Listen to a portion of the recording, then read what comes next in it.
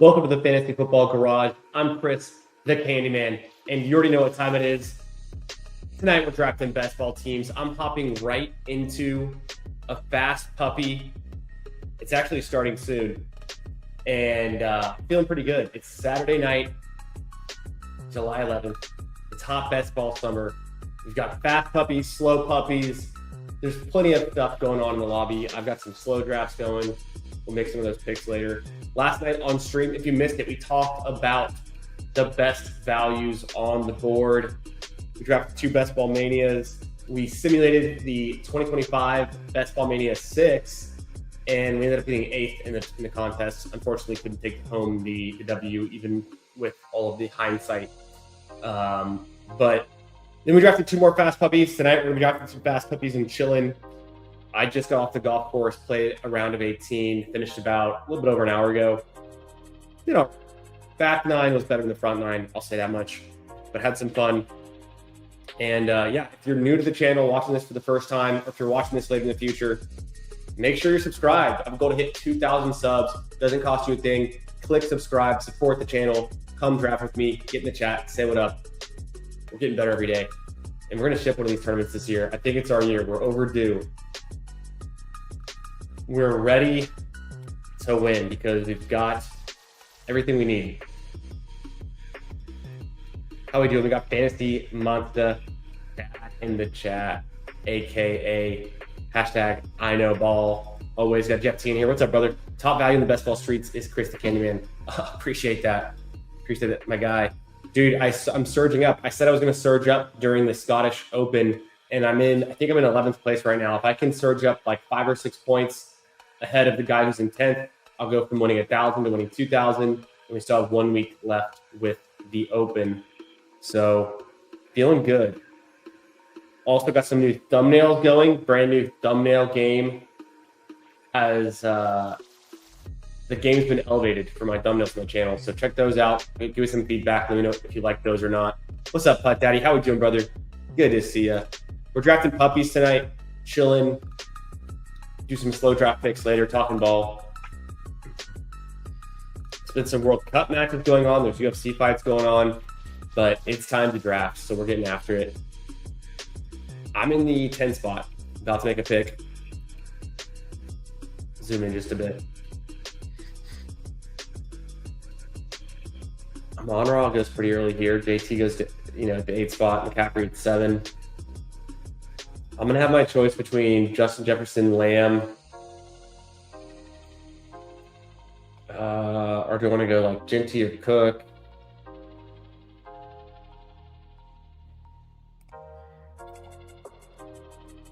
I'm cool going Ginty for right now.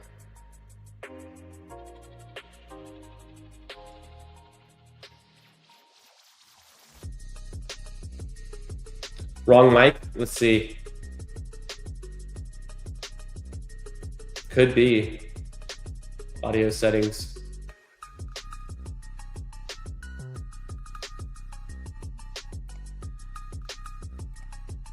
I'm almost back on the clock. I think.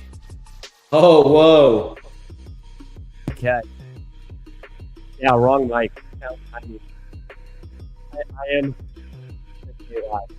now, brother. It was the wrong mic. Let's make this pick. Probably just Saquon Barkley.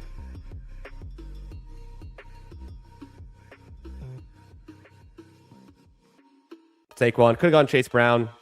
Thought about it for at least a half second. I think the Eagles are still good enough.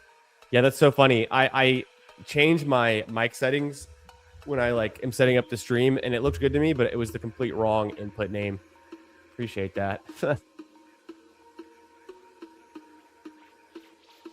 Yeah, Scotty and Nelly Corda missing the cut. Wild. Also breaks a streak for Scotty. It's the first time he's finished outside of the top 25 in a tournament in over 2 years. Think about that too. Not just making the cut, but being top 25. Pretty wild stuff. 5th in the scramble. Damn. Oh, tanking in the Gier and Scottish. Okay. So doing all right. I'm trying to surge at the right time. I'm trying to move up, crack the top 10 because every spot in the top 10 of the finals is like an extra $500,000. So I'm really trying to move up this week. And I got 6 guys who made the cut at the Scottish. So I'm feeling pretty good. I've got Tom Kim. I've got Thor Bjornsson. Doing good. Aloha. What's up? Air Jeff. Good to see you, brother. Hope you're doing well. Happy Saturday night. Hey, cash. Goofy chicken. And I'm drafting a running back, get your money back type of team. Good to see you, Goofy. Hope you're doing well, brother. Appreciate you being here. Guys, hey, if you are a friend of the channel and you're not subscribed to Goofy Chicken Fantasy, then you're not really a friend of the channel. So make sure you're subscribed to Goofy. He's been streaming a bunch. And I like getting to catch Goofy streams when I can. Hop in the chat, say what up. So links going into the chat now. Bang, go subscribe. 1-800-GAMBLER. We're not calling. Literally the funniest thing I've ever heard someone say on a best ball stream. Go check out Goofy Chicken Fantasy. Okay, 3rd round pick. What are we going to do here? Tight ends are gone. Josh Allen gone. I don't even recognize anyone in this room. I'm not going to even say the name in the 3 spot right there. I'm not even going to speak to that. Kelapidu seems kind of... Ryan Coe seems kind of familiar. The boat's finest. All right, it's T. Higgins. It's just T. Higgins for me. T. Higgins. Sometimes we draft him at the 2-3 turn. You can get T. Higgins in the 3rd round. I think it's worth it. The dude can have huge spike week, so can easily pay off in these best ball tournaments. This is a fast puppy. Of course, Goofy. Always good to see you, brother. Is Jalen Naylor going to get 5+ targets a game? If so, he seems very reasonable to take late. We're going to dive into that. What's up, BK, GJ? We're going to dive into that question in just a second. Oh, there's so many good picks. Javante's good. Josh Jacobs is good. Scadavu's good.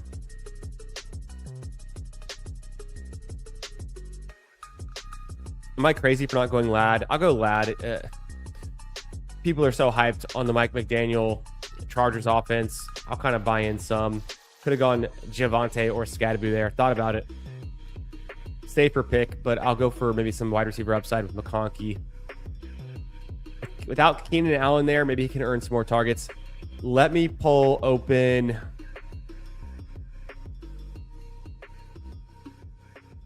Let's go to the garage tiers.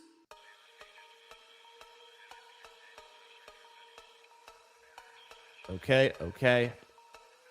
Add it back.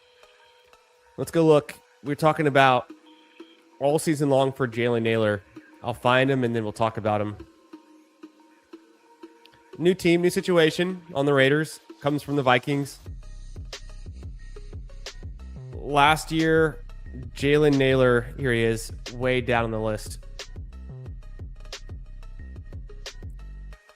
Over the course of the season, he had a spike week, a 20.9 fantasy point game. He averaged 5 fantasy points per game. Really, really low floor, but 2.85 fantasy points per touch is pretty respectable. He only had 28 touches on the season across 16 games, 4 touchdowns though. He's always been kind of a touchdown guy. 80 fantasy points, 1.8 touches per game. And I have his targets. I don't have them on this screen though in displaying it, but my assumption would be to only average 1.8 receptions. You're probably generating about 3 targets or less. If we go to the second half of the season, we'll go find Jalen Naylor and see if it got any better. If we look at the second half splits, it's a little better in those 9 games. The 3.4 fantasy points per touch is inflated by the touchdowns. He was 89th percentile in the amount of his fantasy points coming from touchdowns, which was 38% of all of his fantasy points came from the touchdowns. Only 1.6 touches per game. Jalen Naylor, is not him.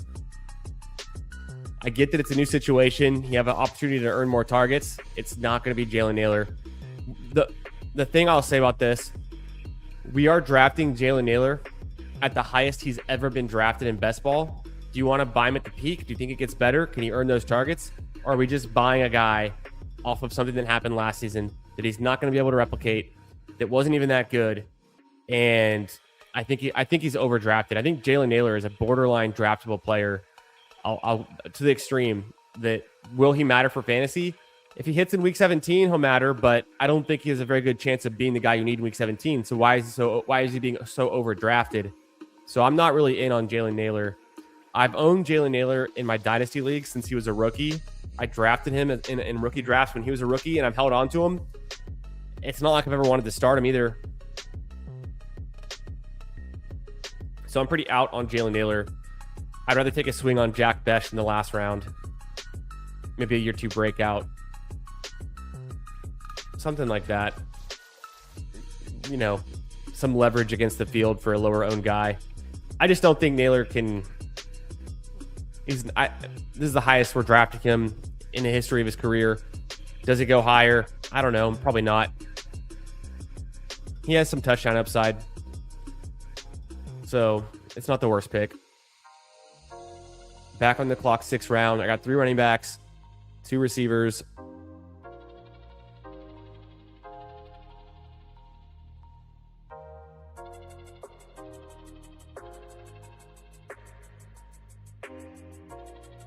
I'm going to go Jaden Daniels. I don't have enough Jaden Daniels on any of my teams. I just want to get some exposure to Jaden Daniels. I think it's good. It's expensive. Paying up at QB. Maybe it's not the right team for it, because I might want to try to stack up Herbert with McConkey later on at pick 82 or something. And I passed on Burrow there to go with Higgins. But I think Jaden Daniels, I just want him on certain teams. I think he's good. Is Jalen Nailor in the circle? Jalen Nailor is, I guess, not in the circle. I thought he could be during the big board. I was drafting him more. He's gotten kind of expensive, and I think he's a little bit overdrafted. My thoughts are that the team had JJ, Addison, and TJ. Yeah. Nailor had the biggest spike week out of that group. Nailor had a 20.9 game. Addison's biggest spike week was smaller than that, and Justin Jefferson didn't even get above 20 points once last season. So, yes, target competition-wise, yeah, but I don't think he can earn targets. Could be good or bad depending on separation he actually earned, maybe. Yeah, he's just not the guy. If I'm looking at my crystal ball and I'm looking at 2026 and then we're going to draft players actually in 2027, I think Nailor's going to be cheaper in 2027 than he is right now, because I don't think he's the guy that rises up. I don't think he's the guy you have to have. But it is easy for a wide receiver to get a touchdown, score 13, 15 points, and being in your flex to win Best Ball Mania. That's totally viable. But you can get guys like that that go undrafted, that have similar odds, I think, based on his target earning potential.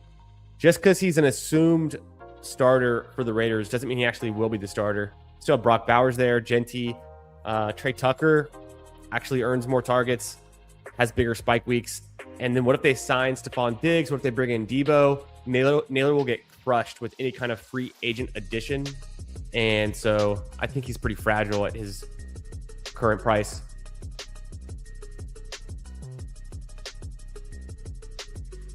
But being paid doesn't mean you'll earn opportunities. We see guys get paid all the time who aren't good and like don't pay off. So I just don't think it's gonna move the needle. I don't think Nailor's gonna be like a guy you have to have in fantasy. He might hit your flex with like a low score.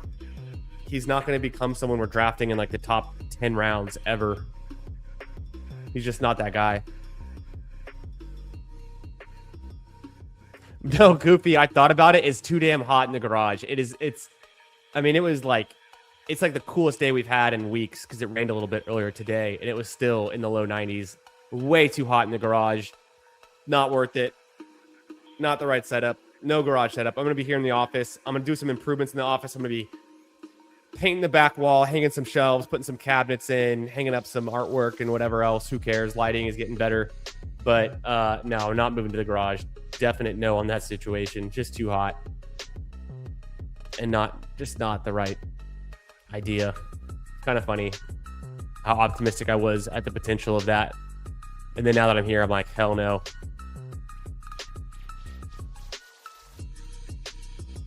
But I will take Addison here. I'll pull up some Addison, go with him. If Herbert's still there, I'll consider Herbert.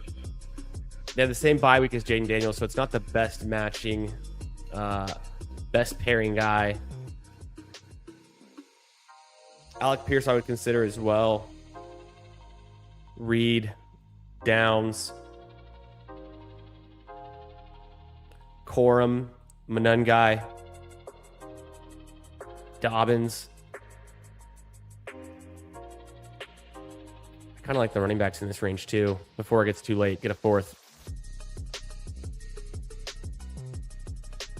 This could also be true. It might just be Stephon Diggs.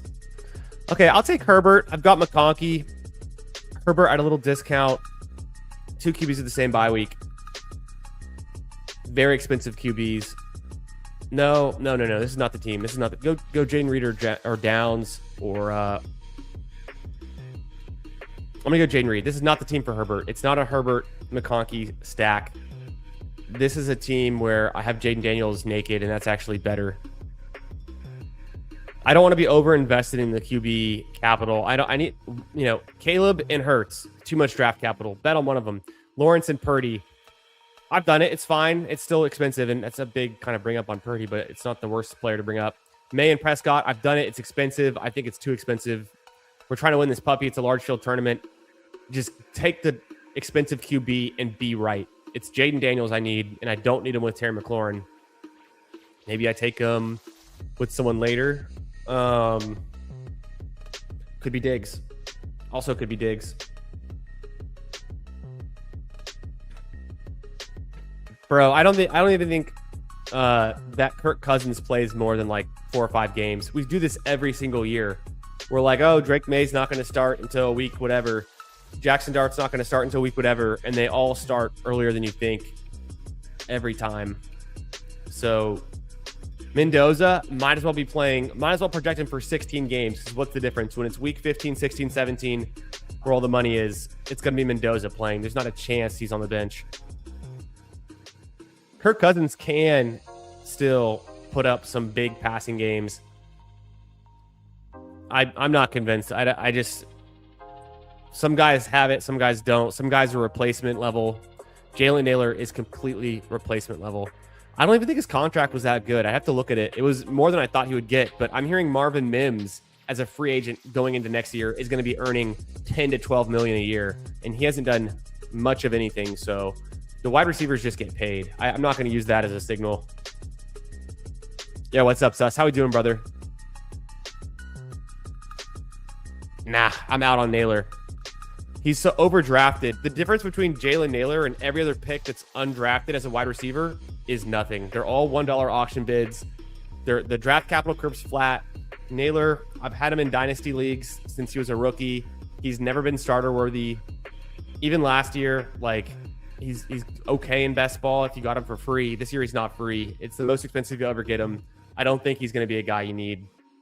If you're clicking Jalen Naylor and you have like 20% Naylor, I think you're just missing the opportunity to vary it up and hit on other players in that range is what I'm saying. I don't think he's good enough to like take over other players in that range. I don't think he's good enough to take over players who go undrafted, honestly. Yeah, Dart still being here. I'm very interested in Dart. Pittman. Myers is fine. Pitts, I like actually a good amount. Rachaad White's interesting. This guy didn't have a QB, so I will take Dart.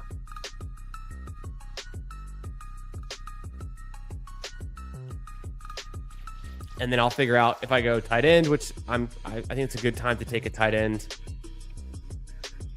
Or if I want to stick it out with like Pittman or Myers. Rachaad White is actually pretty interesting here to get my RB4 and be done.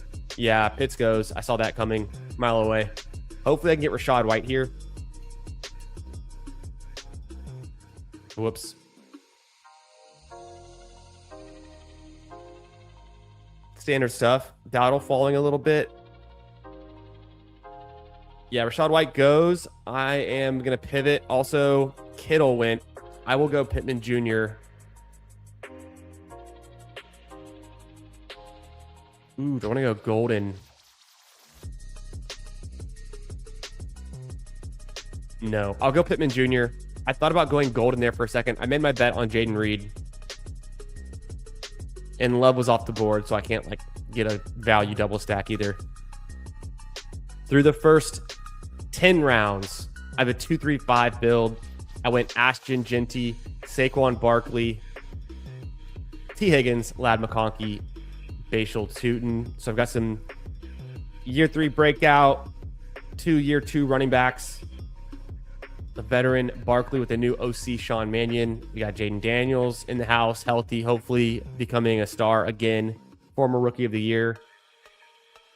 Jordan Addison, looking for a bounce back, new QB.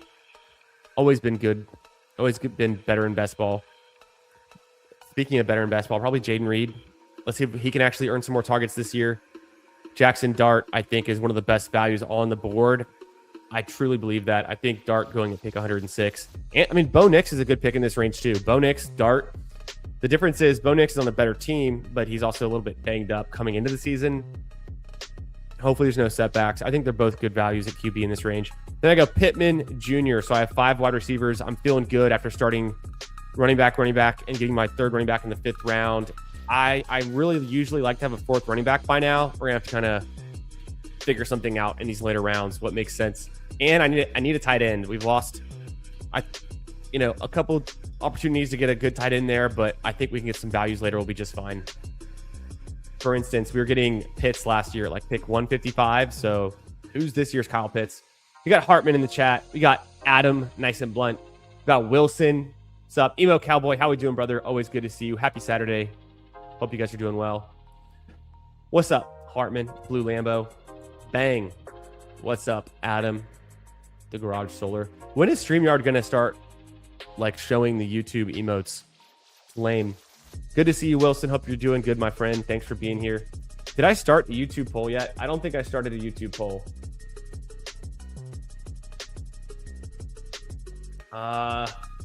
Tonight, the YouTube poll, again, we're going to talk top values. I'm going to throw out 2 names. I'll say just who's the better value. Wow, Sam Darnold going a little bit early in this one. This is a puppy draft. It's a fast puppy. What's up, Kyle? How we doing, brother? Start a poll. Better value. Naylor, who we've already talked about too much, but I'm putting Naylor in there because it's funny after I make this pick. Oof, I kind of want KC. No C-Rod. No Likely. I'd go Shaheed here. I'd go get Dallas Goedert first.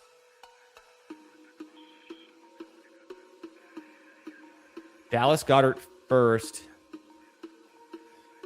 I don't like these running backs. I have Tootin. I don't want C-Rod. Diggs. Makes a hell of a lot of sense.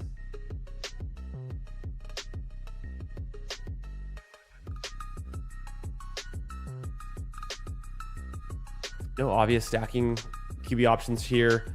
I'd go like Shaheed, Diggs. Really excited about Omar Cooper. I like Travis Hunter just fine, and I've already got some Jacksonville pieces. Should be able to get any of these wide receivers. We'll see what the Boat's Finest does. All right, so looking at the board, yeah, Malik Willis. Let's go Shaheed.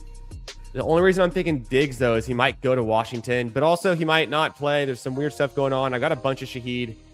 Let's just take... I got a bunch of Diggs. Let's just take Shaheed. Could be done at wide receiver with those 6. Let's see if we can throw on a late rookie pick. Okay, the better value is going to be... Let's look at the wide receivers. Jalen Naylor or Jawan Jennings. Jalen Naylor or Jawan Jennings.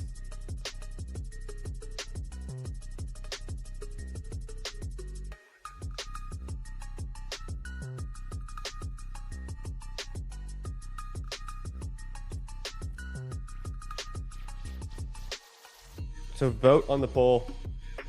Who's the better value? Who's the better? They go in a similar range. Last year, we were drafting Jawan Jennings in the top 70 picks. Now he's on the Vikings. He's not on the Niners anymore. He goes closer to pick 170 than pick 70. But who's the better value? Jalen Naylor or Jawan Jennings? Who potentially are we drafting higher in 2027? Whose ADP is going to be higher next year? Who's the better value?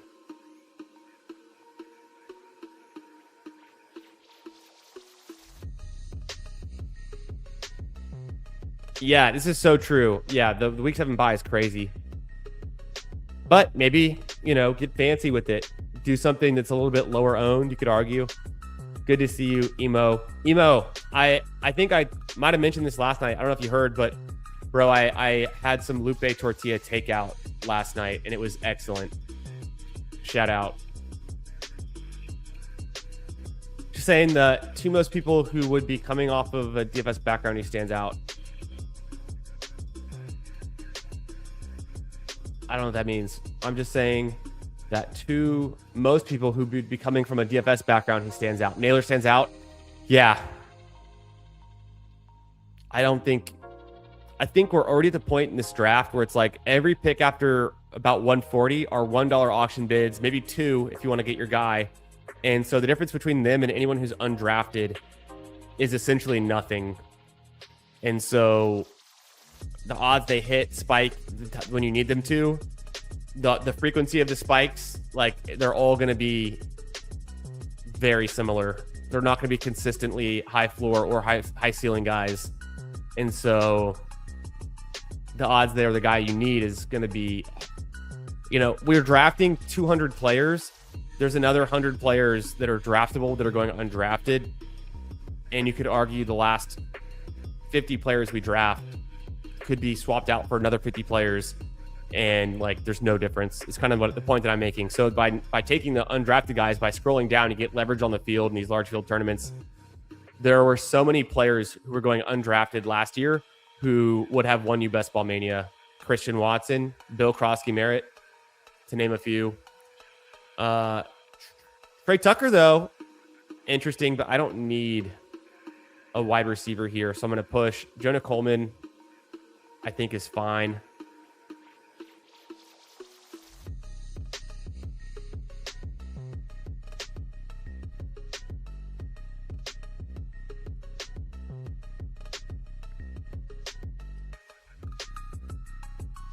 Go Coleman there.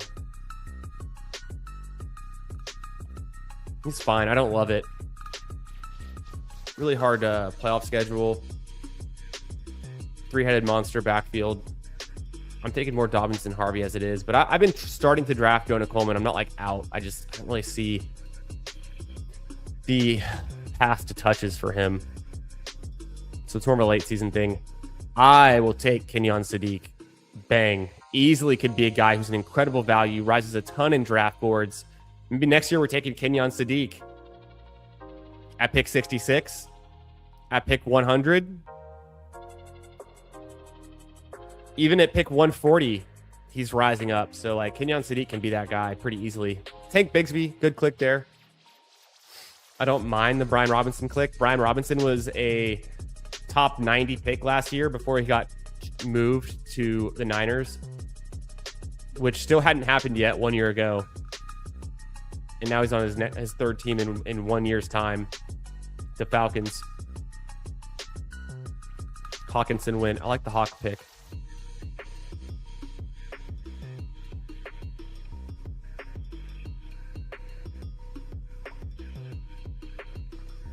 Appreciate that. Yeah, just, some debates. Kyle says, do you like Breece Hall or Bucky Irving more? I think I'm going to be drafting more Breece Hall because his ADP is higher, but personally at cost, I like Bucky Irving more.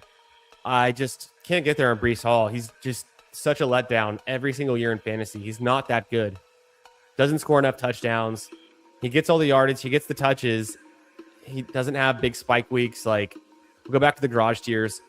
Full year running back Breece Hall last year, top 15 in touches per game, but averaged 11.9 fantasy points per game. Like, worse than Swift, worse than Dowdle, worse than Jalen Warren. Still better than Ken Walker, who actually sucked last year. People forget Ken Walker was terrible in fantasy last year. Except he was good in the real NFL playoffs after Charbonnet, and then Charbonnet gets injured, and then Super Bowl, and now he's on the Chiefs. It's different, but I get it. But he wasn't good last year.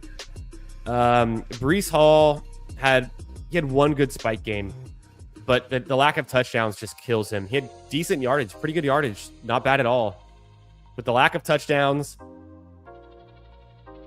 he's expensive. Breece Hall is expensive where he goes.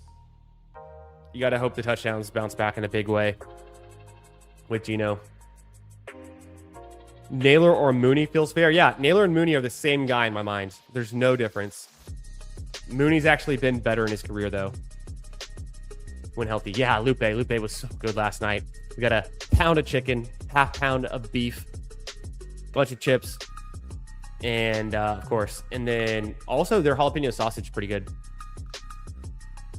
Exactly. Yeah, you read my mind. I told you without even reading the comment. It was a good order. And we had some margaritas, just home mixed margaritas. Had some neighbors over for a dinner party, or just kind of, not a dinner party, but I guess that's what you call it. Just had some neighbors over, hung out for a few hours, and then I streamed for 4 hours last night. Crazy. Voted Jennings, but what percentage of time does Naylor pass the earliest Jennings has ever been? Probably pretty decently. I have to come back to that one and think about it. 178. Does Debo just go back to Washington? It sounds like he's not.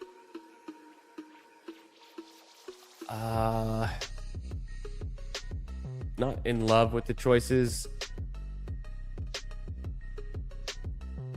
Take Geno Smith, and I've got a double stack. Oh, I didn't take Omar Cooper, but I did take Sadiq. I'm just going to push it then.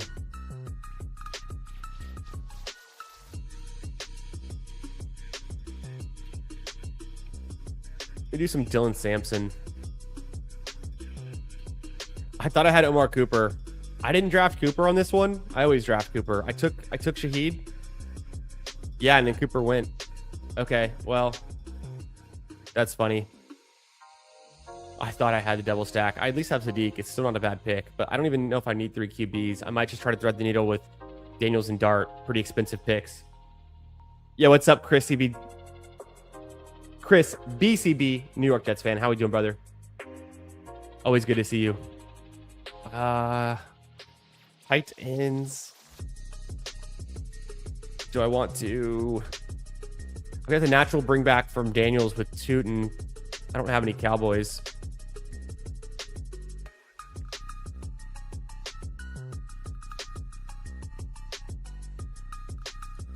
I'll go Freiermuth. I've already got Pittman.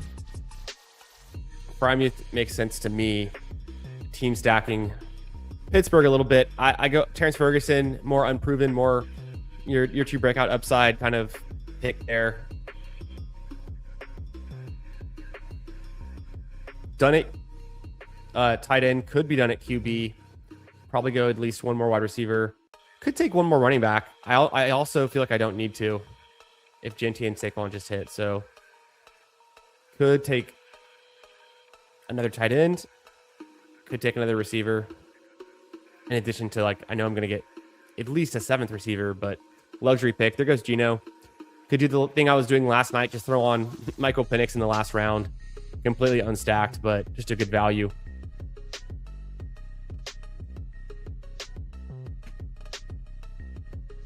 Naylor, top 8 round pick next year.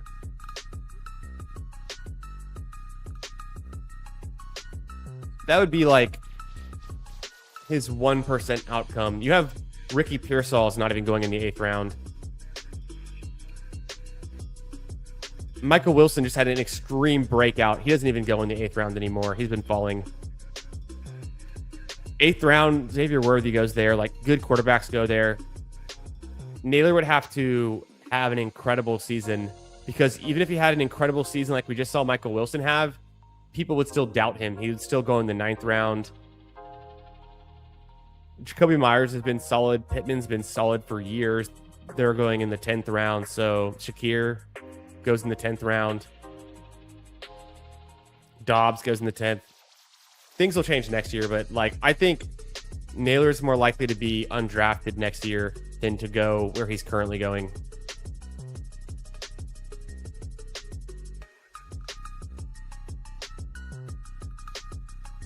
We'll just forget Jalen Naylor ever existed.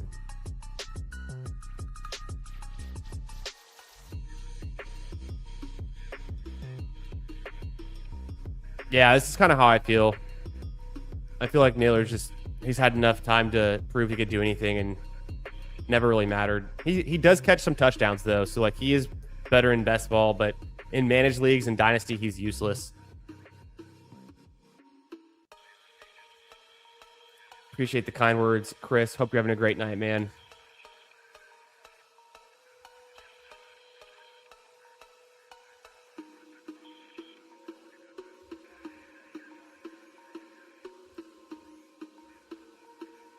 It's just a different situation. I'm trying to win like week 17, so in a primetime slate, this is a whole different like game theory.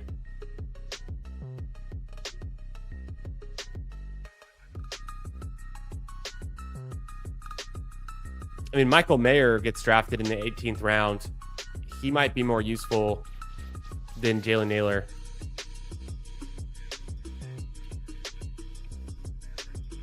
Katron's been getting some hype. I don't know. Katron, I don't really get there. Yeah, it was delicious. It was a nice little Friday night. Been chilling all day, organizing, and doing some chores. And then I played 18 holes with one of my best friends. Just got back from that. Grab a slice of pizza at the local Italian spot. And then actually I grabbed a whole pizza. Ate a few slices. Now we're drafting a few puppies tonight. Chilling. Thanks for being here, everyone. Make sure you smash the like button. Go vote in the poll. Make sure you're subbed. Come draft with me. We're doing more puppies after this. 2 picks left. The pressure's on. Yeah.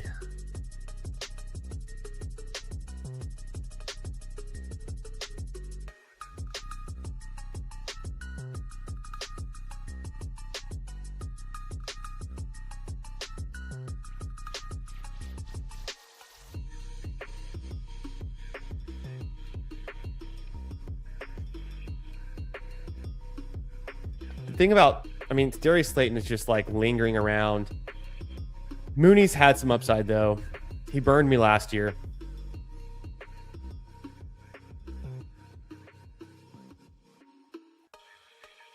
I don't think I get there with any Commanders. No.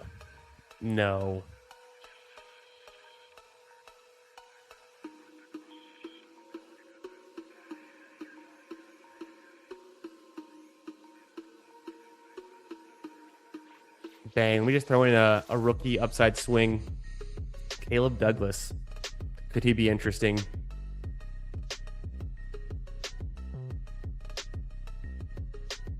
For no better reason than just to get some exposure. Why not do it in a puppy? Didn't really need him on this wide receiver room. Didn't feel like going 6 running backs or 4 tight ends.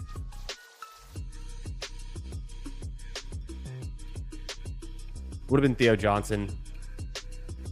Probably should have taken Theo Johnson if I was going to do four tight ends. Or if I didn't take Pat Freiermuth and I had instead taken like Debo there. And then go Theo Johnson late.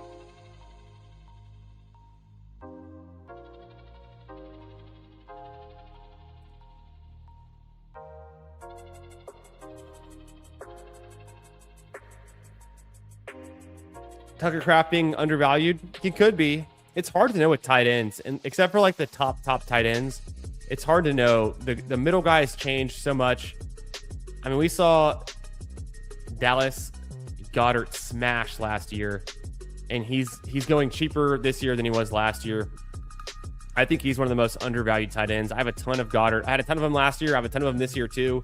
AJ Brown gets moved. should open up more targets. I guess there's some fear, uncertainty, doubt around Stowers being there. Everything I'm seeing is that Stowers is kind of like a non-factor year one. So I will continue to hammer Dallas Goedert, who should only get more targets without AJ Brown there, and has had a career year in touchdowns. Let's see. Recap this team. We'll jump into another puppy. Happy Saturday, everyone. Hope you're doing well. Chilling, maxing, relaxing, all cool. And yeah, hot basketball summer. Dang, I'm exhausted. Playing 18 really takes it out of me. That, and we stayed up till 2 a.m. last night drafting basketball teams. Ooh. Didn't do much with the Raiders setup here with Genty. I could have come back with Mendoza later. Where did Mendoza go? I would have had to take it at 159. Mendoza at 178 is what I would have done.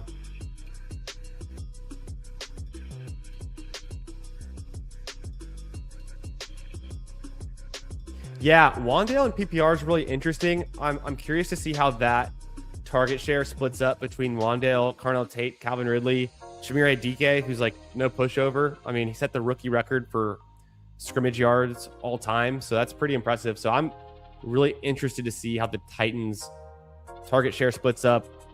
Gunnar Helm in the mix, and their offensive line looks apparently not good. So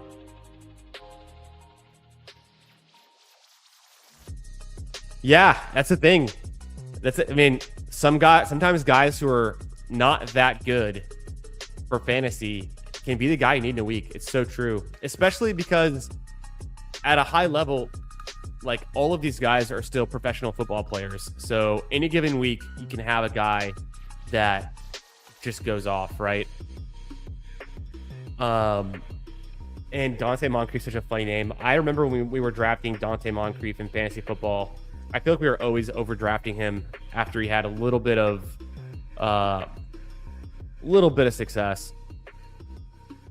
That must have been, was that the Andrew Luck years? Were those the Andrew Luck years on the Colts with Moncrief? Or was it when he was on, did Moncrief play for the Raiders after that? Wild. Okay, we've got the YouTube poll up.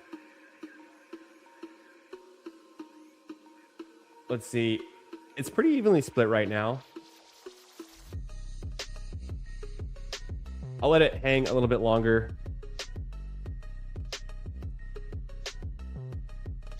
Let's see. Check in my DMs. Let's see. I'm gonna review this team.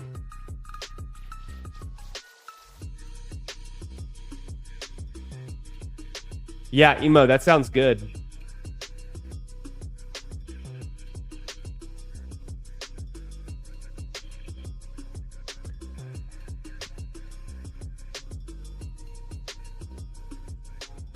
I should be able to do both of those dates, so we should be able to make it work. Sounds like a plan, brother. All right. What else? I'm live. Check the Twitter. X.com. Follow me at FFB Garage. And let me know about your thoughts on the new thumbnails. I did some new thumbnails last week, and then now I've completely gone back and redone all my thumbnails for like the last couple shows, last few shows. Let me know. Do you guys like the new look? Is it clickbaitable? You think it will help me grow the channel? I'd love some honest feedback. Is it good? Is it bad? Is it sloppy? Is it sharp? Does it look too generic? Does it look interesting? All right, this is a 2583. We go Jaden Daniels and Dart. And they're not really even stacked up that much, but just kind of, I think, Konami Code guys could be incredible values, could be going way higher next year in drafts. Genty, Saquon, Tootin. So week 17, at least with Jaden Daniels, I got Tootin there.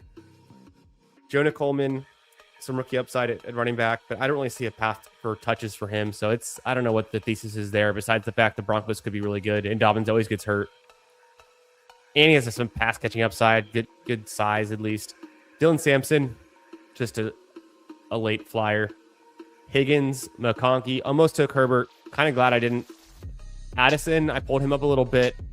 Better in best ball. I just like the spike weeks. If he can get back to his normal form we saw in his rookie and second year with a real QB, and if that's Kyler Murray, good. Jaden Reed seems fine. I don't take a ton of Jaden Reed at his price, but it was fine for this build. Pittman Jr., get a good value there on him. 10 picks past ADP. Shaheed, Darnell Mooney for kind of a late stack, and just why not throw in a guy that might have had a down year and can bounce back. Caleb Douglas, just a random rookie name. Goddard, Sadiq, Freiermuth. I've got two Eagles I've got two Eagles. I've got not a whole lot. Two Steelers, two Giants. Not a whole lot of team stacking here. Don't love it. Don't hate it. 2, 5, 8, 3. Another puppy. We fired off. All right, before I jump into another puppy, I'm going to walk through some of my slow draft picks on the Little Dalmatian. We got a few of these to make. Let's make them now. Or actually, yeah, I'm going to make these 3 now because I don't even know that I'll get any more slows that hit while we're live. So this one, and then we're doing another puppy right after this, so stay tuned. Come get in on the drafts. I'm in the 5 spot. I went JT, Achane, sick. Olave, Burden, Swift, some Bear stuff going on. Harrison, Stevenson, my most drafted player so far, actually. Lawrence, Dart, also one of my most drafted players. You're going to see a lot of Jackson Dart on these slow teams. Concepcion, Jones, Shakir. So 2550. I really need tight end at some point soon. Let's take some swings. I've got Lawrence. We'll go Strange. But also at the same time, Omar Cooper's there. Naylor and Jennings are both there. Boston is there. I'm more interested in going names like Omar Cooper and Denzel Boston in this range than I am some of the veterans like Naylor, Jennings, and Trey Tucker. But I'll still draft some Jennings and some Trey Tucker too. And I was fine with taking Naylor until I thought more about it, and recently, just kind of become more out on it. Don't need any running back help. This is probably a tight end pick. Wide receivers, okay. You have to believe in Olave and Burden and Harrison. I don't pick for quite a while. 164. I think it's tight end time. Dart with Strange, or Lawrence with Strange makes a lot of sense. Juwan Johnson's and Olave could make sense. 2 pass catchers. I think we're buying Juwan Johnson a little high. He was going super late in drafts last year. I drafted a ton of Juwan Johnson. He ends up having a career year in targets, receptions, yards. Not touchdowns, though. But now we're drafting him a lot more expensive. Hunter Henry's always been up or down. A.J. Brown being there. But Brenton Strange, I think he can continue to be involved in that offense. He was super cheap last year. It's the most expensive we're drafting Brenton Strange, but I think he's kind of ascending upward. So I'm going to chase that. I guess I get the stack out of it. It's tough. Strange projects worse than these guys. Is it worth the stack? I'm going to have to probably go 3 or 4 tight ends on this one anyways. I'm just going to go Strange. Stack, ADP. It's not crazy. 2 more slow draft picks to make. Another Little Dalmatian. Another Trevor Lawrence, Jackson Dart, Achane team. What are the odds? What the heck? JSN, Achane, Etchen Jr., Jacobs, Irving, Marvin Harrison on this team too. Trevor Lawrence and Dart. Where do I get my ideas from?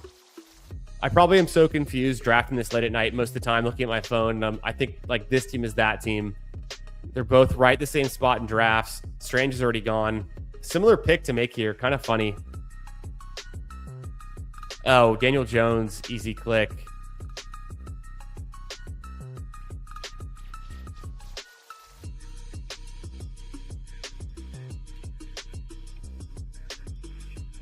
It's going to be Daniel Jones for me.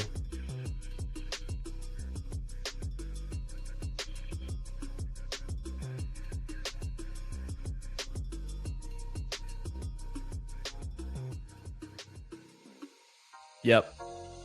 strong QB room. Not gonna wait to see if I would do something with like Brissett. I have not been drafting Brissett for a couple months now. Okay, last slow pick, and we'll jump right back into another puppy. This is actually the puppy 2. I still have a puppy 2 slow that's going, and this thing filled like a long time ago. Been one of the slowest drafts I've ever been in, and it's my last pick. It is a 2-5-7-3, Josh Allen and Bryce Young. Threading the needle at QB, but I have Josh in the 4th round. Hampton, Etienne Jr., Ramondre, Dowdle, White. Probably done. Looks like I'd be done with those guys. Lamb, Adunze, Sutton, Shakir, Diggs, McMillan, Keon Coleman, Kittle, Barner, Ferguson. Geno Smith and Penix are both available. I'm tempted to go Geno. I don't even know if Penix will be starting by week 5 or 7. I think he starts at the end of the year, but Geno might help me cover these bye weeks a little bit better.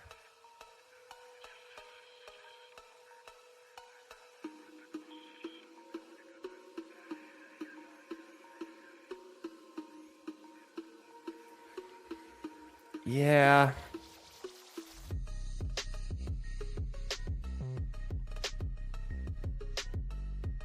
Wide receivers kind of thin with Adunze and Sutton. I don't know if it gets any better with like Bateman though, or Leggett, or Brazel.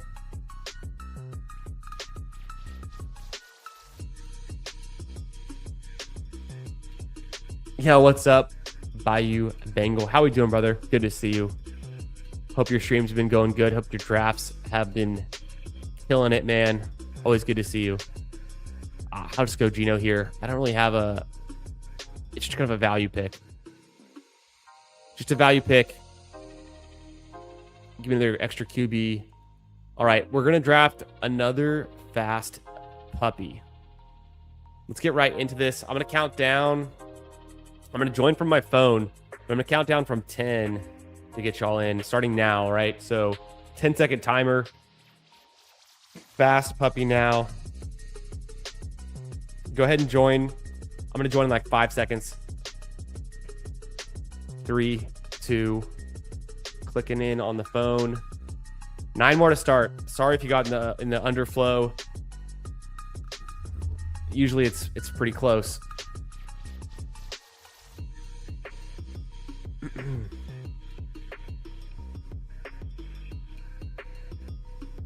4 more, 3 more.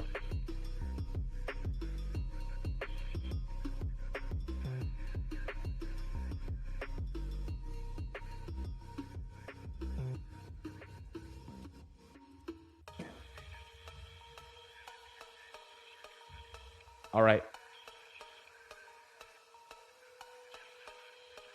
We're drafting the fast puppy on underdog, waiting on 2 more to go. I haven't done a whole lot of these fast puppies yet. I mean, most of them have been on stream.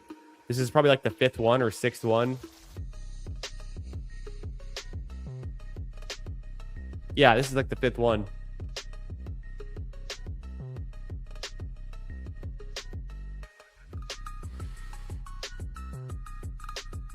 Ten spot again. Hey, on real time in the 2. What up, Dad? Nice and blunt in the 4. Shout out to Adam. Who's Stormtroopers again? Stormtroopers. I know who that is. I'm in the 10 spot. Who else? Who am I forgetting? Who am I missing?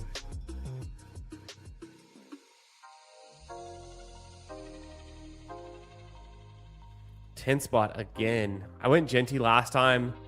We'll see how we feel about this one. Thought the last team was fine. Kind of see what like which pick falls to me.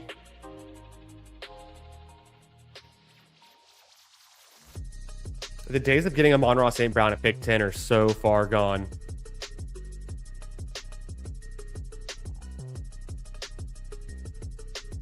But randomly, like McCaffrey or JT end up there. Maybe not the 10 spot that frequently, but 9 spot.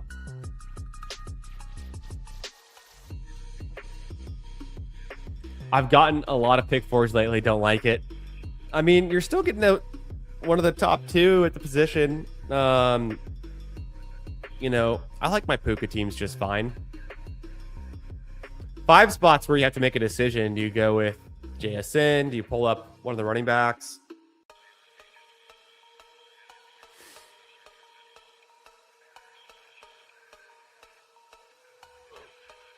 Yo, on real time. Hashtag QBs matter. Hashtag RBs matter. What did you say at the beginning of this one? Hashtag I know ball.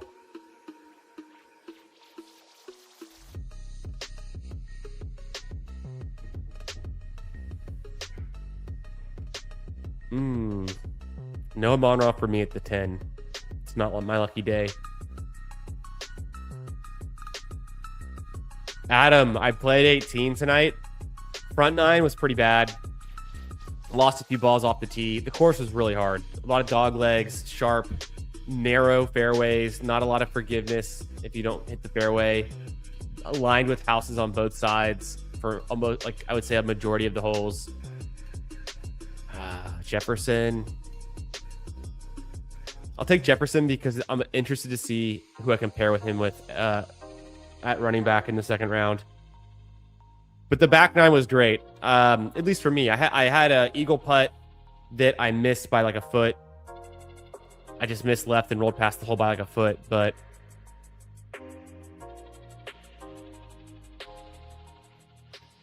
this was my eagle putt before I attempted the putt.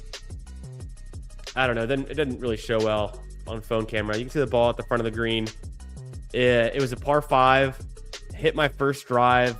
I don't know exactly how far, but the hole I think was 508. So I got there in 2, and I hit a 6-iron on the way in. Landed on the front of the green.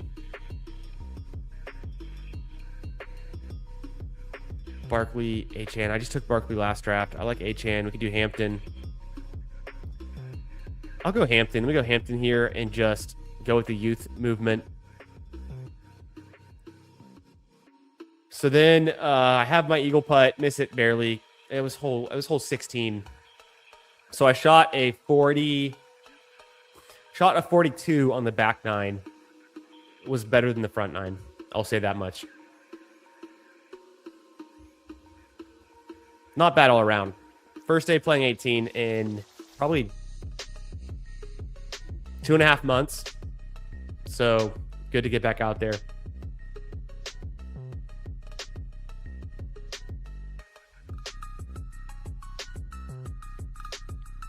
Connor blew his right knee out in the first round. You never know with A-Rod. A-Rod likes to come with the fake news. Argentina wins. No spoilers.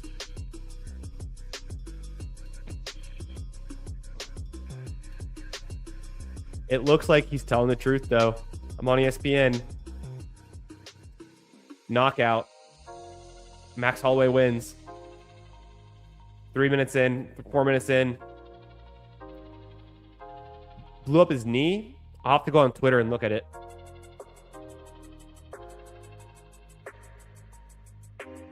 I'm looking. It would be UFC. I'm just going to type in UFC and then search. McGregor blows out his knee instantly.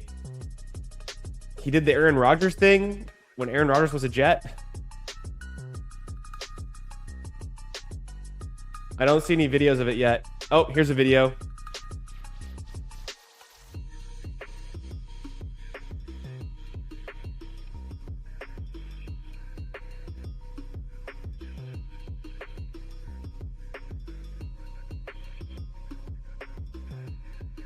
So something happened before the flinch, because I'm seeing him flinch. Oh.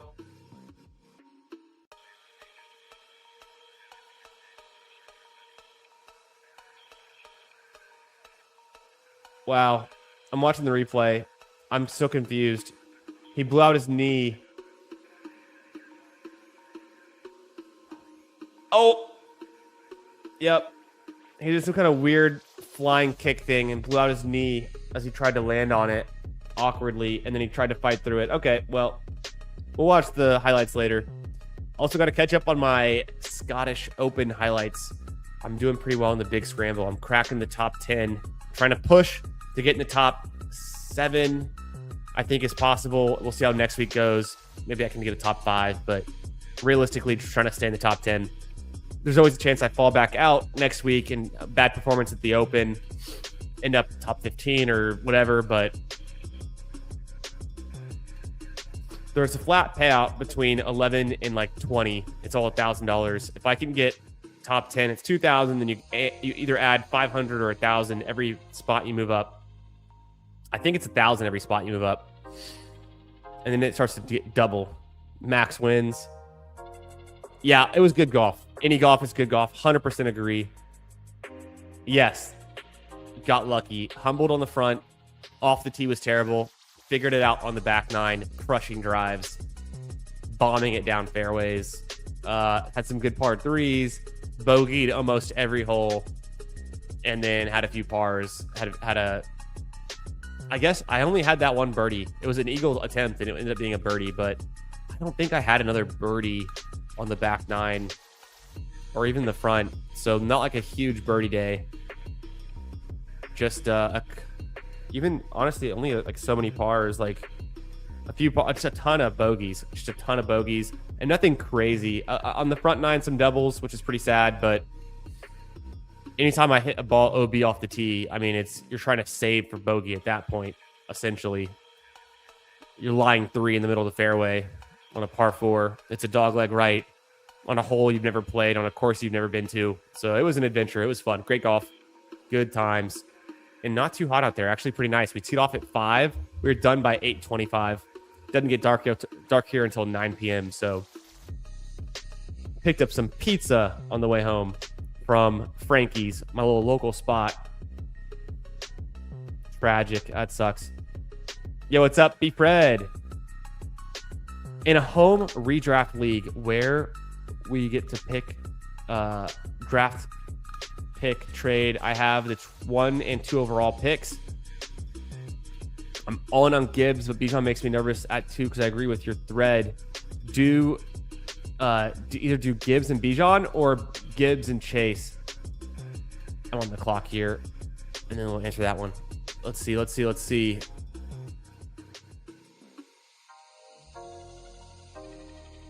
I like all of these receivers, but I'm just going to go Josh Jacobs there because these are like star running backs.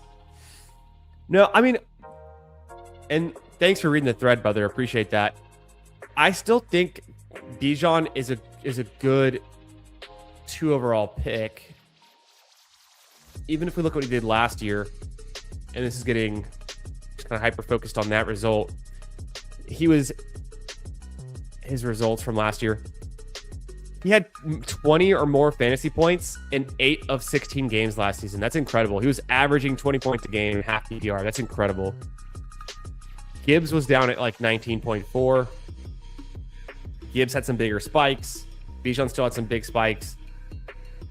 Gibbs had a slightly lower floor week to week, and Bijan had a more consistent, 20-plus game ceiling week to week. You can't go wrong with Bijan. There's a chance the touchdowns are a risk, I would say. But even if you're talking about Jamar Chase, I think in managed leagues, it's even safer to go Bijan. With Chase not playing with Burrow for a lot of the year hurt him a bunch. I think we see him bounce back in a big way. Still, a third of his games, 5 of his 15 games, more than 20 fantasy points. But I think Bijan, Gibbs and Bijan, your team's going to be hard to beat.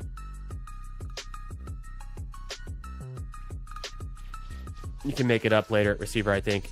Especially in managed, just set it and forget it. I mean, you would never take Chase out of your lineup either. But there's going to be some weeks where Chase has a little bit lower floor, I would say. Because just for whatever reason, he has a game with like 5 receptions, 70 yards, and no touchdowns. Yeah, Stefanski. It could be. It also could be an opportunity for Stefanski to prove to us that he is capable of playing to his players' strengths and using Bijan more than he historically had used guys like Nick Chubb. So, and there's a chance that they're just better. Their offensive line's better. They're more efficient per touch, and that can help balance out maybe if the touch share is not the same exact thing we saw last year for Bijan, and it actually goes down. He's getting less touches per game, but if he's more efficient, it can balance out pretty well, I think.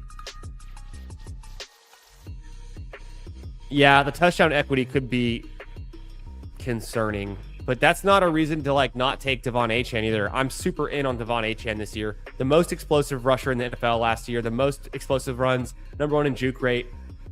I mean, the dude is a big game waiting to happen. And so just because the team's not as good, the touchdown is our concern.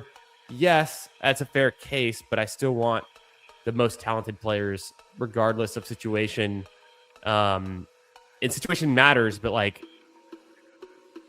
Achane, I mean, he could be a top 5 draft pick next year if he just completely smashes. And hey, maybe Malik Willis dumps off more than we expected. Maybe Malik Willis is better than we expected. I'll go Bucky here. Running backs looking good through 5 rounds. Hampton, Kyron Jacobs, Bucky Irving. Anchored with Justin Jefferson.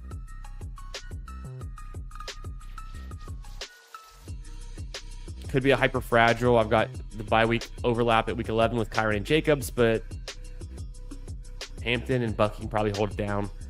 We'll see what falls into my lap. But yeah, appreciate that, B-Fred. And I would say just don't overthink it. Just take the 2 top guys on the board. If you have access to the 2 top picks, you got to take advantage of it.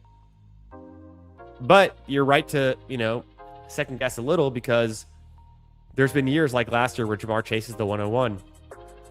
Should Puka Nacua be the 102? Or even the 101? Brian Thomas for me here. I think he's a great value. I'm going to close the poll. We're going to start a new YouTube poll on who's the best value. This one was between Jalen Naylor and Juwan Jennings. I'm kind of surprised. We got 56% think Jalen Naylor's the better value. 44% think Juwan Jennings.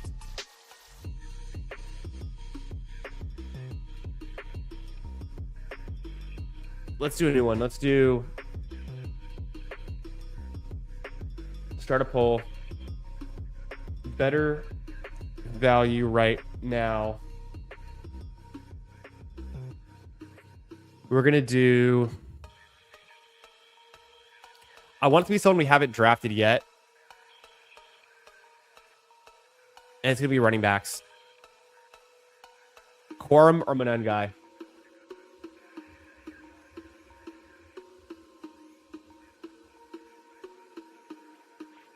Quorum or Monengai? Who's the better value?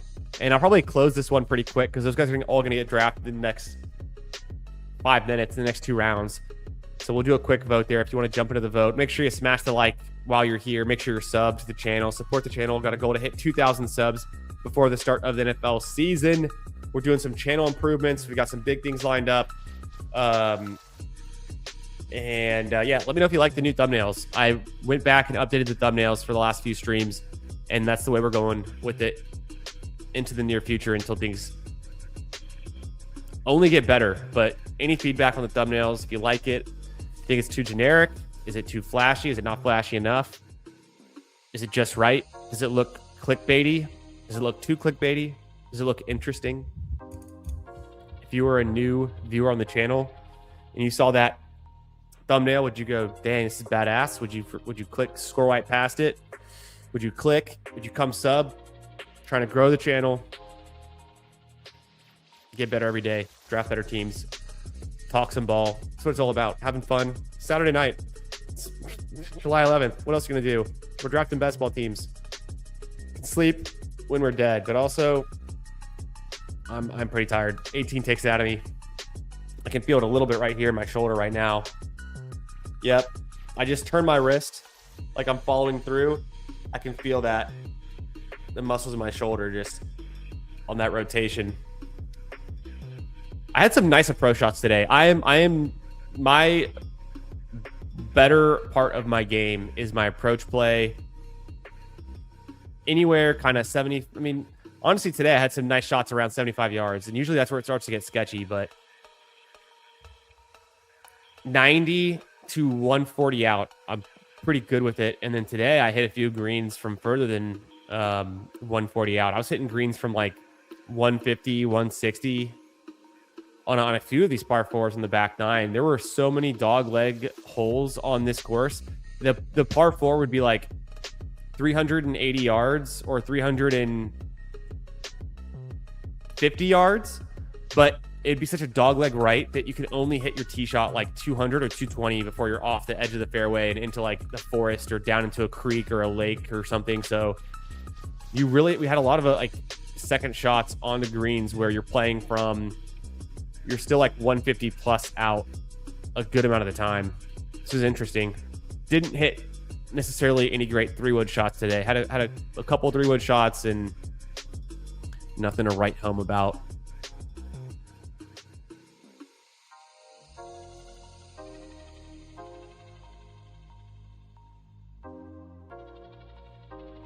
I'm going to go Herbert this time with Hampton.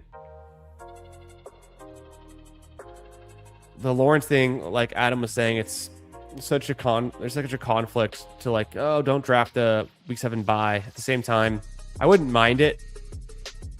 Alec Pierce goes.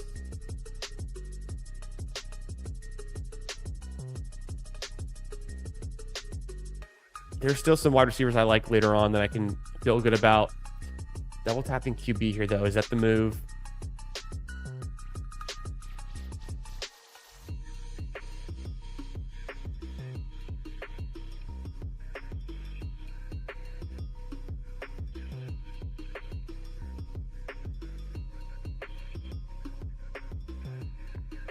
I'm going to go Trevor Lawrence. I think Trevor Lawrence is a good pick. There's a lot of hype around him. He's expensive. He had a good year last year, but the environment around him has gotten better and better. The weapons have gotten good. Almost went Josh Downs. I'm not fully convinced on Josh Downs yet. Cortland Sutton, I think, still has a lot of red zone potential. I mean, the dude has 25 touchdowns over the last 3 seasons, but I think there is something to Waddle coming there and really taking away target share. So I think Cortland Sutton could be pretty inconsistent, and I really don't like that week 17 matchup either. So let me go into Lawrence and Herbert here.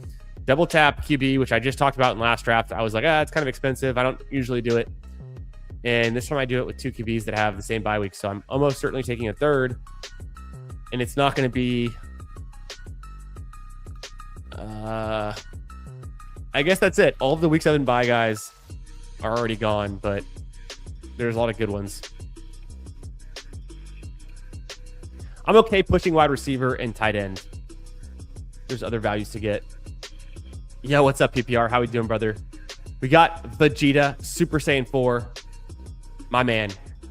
Achane received 84% of his targets in the slot last year. 16% were checked down. 84% of his targets in the slot? Is that true? I don't even believe that. Is that true? Did he play the slot that much? 84% of his targets? He had a shit ton of targets.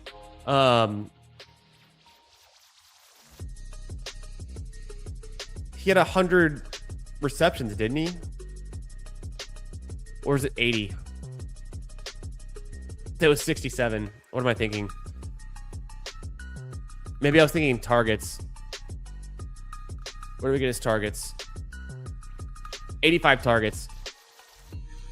85 targets, 84% in the slot. So we had like 60%, like 60 targets in the slot. Is that right? Sounds crazy. His QB shouldn't be a concern. He's their best wide receiver. He will feast. This is true. So I agree. He's their best wide receiver. He will lead the team in targets and receptions, almost certainly. And he's going to feast. There's still an opportunity that he's just that good. He just gets all these touchdowns and consolidates the offense. Neither are valuable. Wow. For Corm and Manungai. They're good offenses. How are we doing, PPR? PPR, Guess what I was doing exactly 2 hours ago. Let me give you a hint. Bang. Played 18 holes out here in Round Rock, Texas with one of my buddies. Did pretty well. Not bad. It was nice out there today. I took a selfie, sent it to my wife at one point, but I'm not going to share that. Felt cute. Might delete later. Got a round to 18 in right before sundown. Beautiful. Perfect way to end the day. Ooh, Michael Wilson here. Save this team. Get a little fall on Wilson. This guy doesn't need him. He's got 4 receivers. Come on. Don't need Brooks. Could do Fannin or Pitts. Fucking A. He goes to Michael Wilson. He didn't need him. I needed him. I'll do Pittman. No one has a tight end on this, and they all have a lot of receivers. No, I'll go Pittman. Let me make sure I get mine at a wideout. And if a tight end comes back around that I like, well, there goes Pitts. Fine, but I'm not going to force a tight end pick in the 9th round. It's pretty expensive.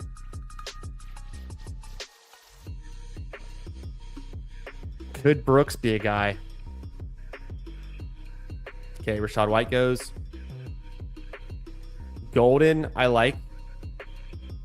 Wandale is fine. Dobbs is fine. Casey is good. Jacoby's fine.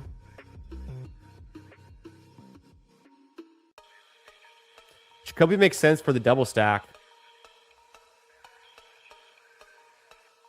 You think Herbert and Burrow, if they play the whole season and end with the same fantasy stats, are playing with McDaniel this year? I'm so confused. I'd make this pick. I think I read that wrong.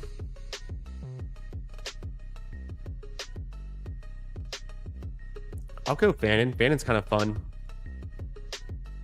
I'll go Fannin there. Murray was gone, so didn't get the chance to do that with Jefferson, but it would have been pretty expensive after just getting Herbert and Lawrence in those rounds. Through the first 10 rounds, 2-4-3-1 build.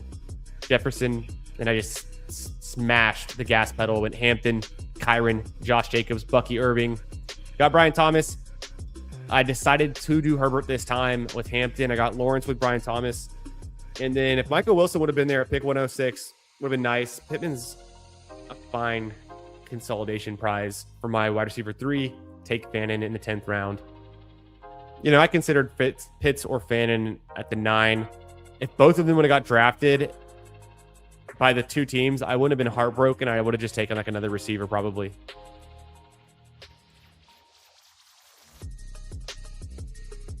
Josh Down feels rounds and rounds overpriced. 170-pound, 3 wide receiver set merchant who's too poor of a blocker to ever consolidate a 2 wide receiver role. That's probably why in the back of my mind, I'm not like crazy about Downs. I mean, he's a target earner, but he's not a touchdown guy until he is. Maybe we'll see it. I still just don't know he's going to be like a smash of a guy. I like Pittman later. And they kind of go, you know, sometimes Downs been going a bit earlier. He goes a little later in this one, but I think I just like Pittman better. I guess. Pittman was pretty bad down the stretch last year. He's on a new team. He was good for a few games. He's not incredible. He's been a target earner his whole career, though. What else? Colts also seem super live to add Keenan Allen or Debo. This is true. Yeah, exactly. So do the Raiders, and that's kind of the kiss of death for Naylor, I think, too. No, for Naylor and Juwan. Yeah, Naylor and Juwan both kind of, yeah. Neither of them are particularly valuable. I could agree with that. Yo, what's up? Mike, how we doing, brother? Good to see you. I hope you're having a great Saturday, my friend. Hit him with the gritty. Miami going to score less than 10 touchdowns this season. Total? Damn. The HN bags are dead. Whoa, Goff went 79. I didn't catch that in our room. Yeah, 79. He's stacked up with the Amon-Ra team. That's an aggressive pick for Goff, but I mean, how else do you get Pearsall at 103 if that's where Goff goes? So you got to pull up your Goff 2 rounds so you can get your Pearsall Purdy stack, of course.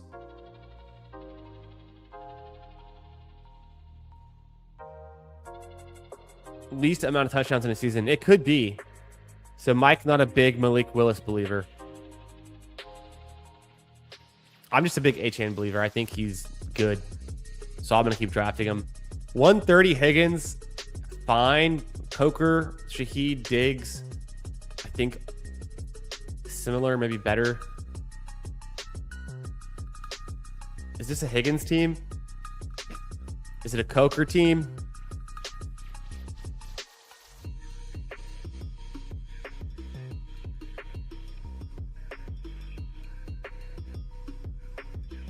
What team is this?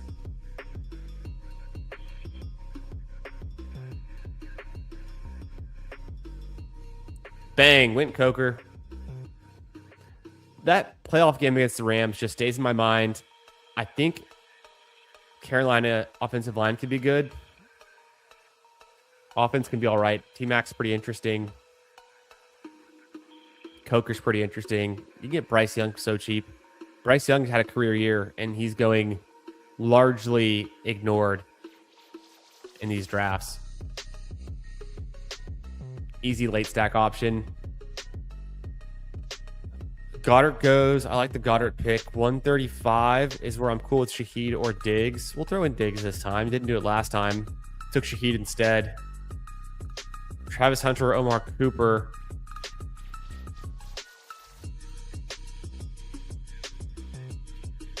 Bang, Diggs. I thought about Omar Cooper. Sometimes he kind of falls a bit. You can get good value on him. Travis Hunter. We're betting on Brian Thomas this time. Don't know that I need the Jacksonville double stack. Throwing Diggs there. Big risk, big reward.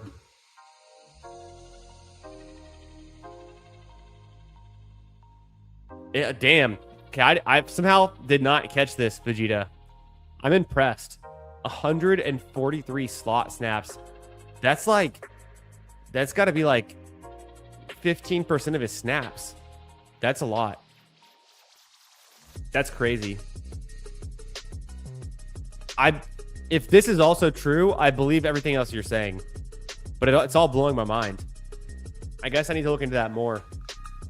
But I've known it to be true that Achane can be moved around the formation, but I didn't think it was that much. He must be like leading the league in running back snaps from the slot. He by far has to be, probably doubling everyone else. Shaheed. Yeah, I like the Shaheed. Tet could command the coverage. True. I took Shaheed last draft, so this time I just switched it up and go Coker and Diggs. Also, Coker gives me an out with the late Bryce Young pick that I can stack with. I could do Aaron Rodgers later. It's kind of my only choices for late QBs. I could do Shadone, Sanders, and well, just answered my own question there. Shadone do that.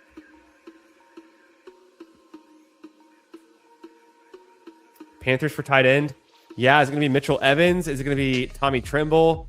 Is it going to be Jatavian Sanders? Jatavian could still progress. The dude's super young coming to the NFL, so I think he can still progress. I'm not really drafting him. I think I drafted him once in the big board, or maybe I drafted him once in one of these small contests, but not really drafting him. Fun fact. Friend of the family, their daughter, who's from my childhood neighborhood, is married to Tommy Tremble.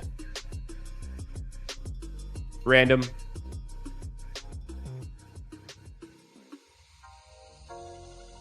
And you can do nothing with that information, but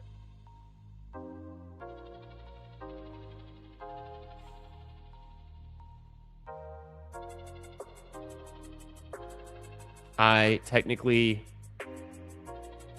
am 1 degree. Is that 2 degrees or is that 1 degree? That's 2 degrees. I'm 2 degrees of separation away from Tommy Tremble because a lady that I knew, that I grew up with as a kid in my neighborhood, married him. I did not go to the wedding though. I think my parents did. Or I don't even know if they went. I feel like they would have gone. Maybe it was a destination wedding or something. I don't know for a fact that they went. But if it was in town, then they would have gone. Pacheco this late seems fine. Oh, Bryce Young goes. Why? Unstacked. Damn. Okay, Pacheco it is.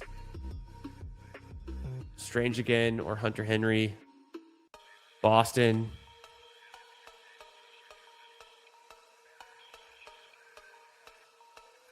How do Pacheco be done at running back with those 5?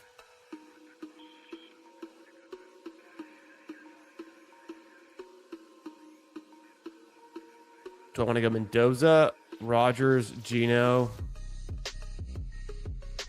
Kind of no to all of them. I don't even know what I want to do with this to break this curse of the week 7 bye.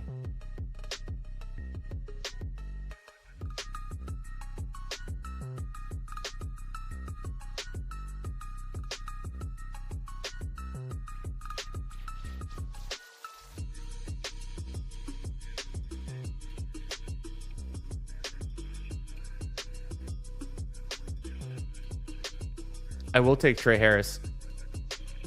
Year 2 breakout. Reach up for him. Sometimes he comes back around to pick 77, 178 range, but I'm going to take him there. Make sure I get some team stack going with the Chargers. Take advantage of the fact that Keenan Allen's not going to be there again. If I don't have Ladd, if I don't have QJ. It's an expensive wide receiver 3, but former second round pick. Didn't see a lot rookie year. He's okay, though. Maybe he can step up. He's expensive, I will say that. I'll do it for the sake of the stack, and it's a good team. And we haven't seen his best yet. Maybe he gets better. But definitely expensive. Panthers have a week 1 versus the Bears. Could get started quickly. Fun. Jadarian Price or Pollard, give me... That's tough. Give me Jadarian Price because of his prospect profile, 5-star, going to the Seahawks, a better team than the Titans, a better offensive line, score more touchdowns. Charbonnet injured to start the season, gets a lot of opportunities. Give me Jadarian Price. I wonder if Pollard's going to be a trap pick this year. I've still been drafting a bunch of Pollard. I've kind of rotated into drafting more Stevenson. I drafted a ton of Stevenson. Warren's fine. I'll draft some Warren. He's coming off a career year. Hubbard, maybe you buy the dip on Hubbard. I think the Carolina Panthers offense could actually be undervalued right now as a whole. So maybe I need to be drafting a little bit more Chuba Hubbard then. What about you, BK, GJ? Are you more Price or Pollard? I think the obvious choice is like Pollard because the dude just gets a ton of touches and has like over 1,000 yards every year. But maybe it's time that things change, moves on. Maybe he's already peaked, kind of idea, right? Hopefully McDaniel left Achan's playbook when he moved to LA. Yeah, I hope so too. Yeah, just ride the A train. Hartman, my dog. Is Eric All going to snatch Gesicki's chain? People are saying. Who was in the chat? Somebody in the chat was telling me to draft Eric All like last month a bunch. They're like, draft Eric All. And I'm like, I don't know why I would, but crazier things have happened. People are drafting Tonjes. People are drafting Kolar. People are drafting Michael Mayer, who I think actually is good, just buried on a bad team. Which returning Falcons player is better, Olamide Zaccheaus or Austin Hooper? Zaccheaus could carve out that wide receiver 2 role. I think Dotson also could carve it out, but it's going to be, Bijan, then London, and then Pitts in the pecking order. So you're looking for the 4th most relevant player, and I think they're just splitting up that pie to a 7 to 9 to 10, 11% target share for Zaccheaus or Dotson on a best case scenario. So, and maybe Zachariah Branch gets involved, but he might even have a tiny target share. I was drafting more Branch earlier. I've started to slow my roll on that because, I don't think the upside's that big in terms of earning targets and share and opportunities. But maybe he's explosive. Maybe he can get it done on a few touches and doesn't need a whole lot.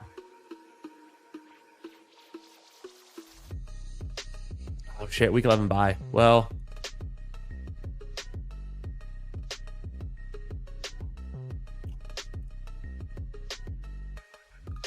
I'm done at running back. Harold Fannin and Barner at tight end, but the same issue as my QBs, the same exact bye week at the onesies. Chris, BC, New York Jets fan, says targeting high floor, high ceiling players allows you to lock in league winning production. I would agree. Yeah, I hope that I can find those guys, right? Zay Flowers, Addison are offer massive bounce back potential at their current ADPs. I would agree. Flowers is starting to get kind of expensive. Addison's definitely a good bounce back candidate. It's not too expensive, I would say. But I would agree overall for sure. Ooh. Do I just take Geno here and get it over with? Who does Geno play in week 7? Doesn't matter. I'll go Geno here.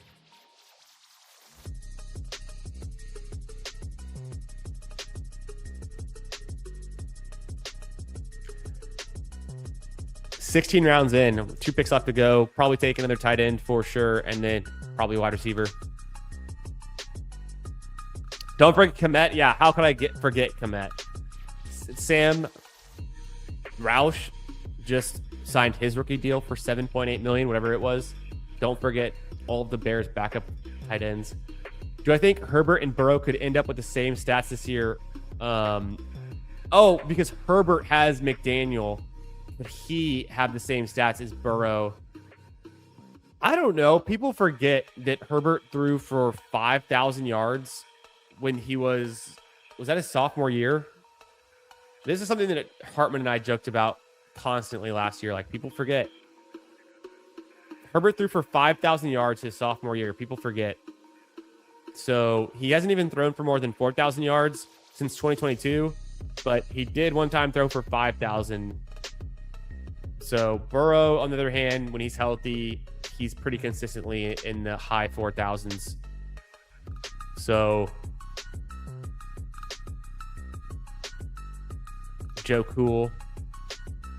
Herbert has some sneaky rushing upside, but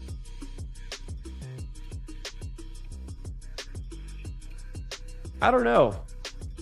That's a good question. I don't know. That's interesting. We did get some peak Tua seasons from McDaniel. So,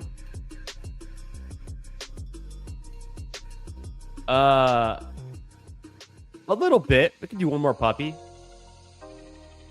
I'm aching from the 18 holes I played, but PPR, if you want to jump on, brother, check the DMs.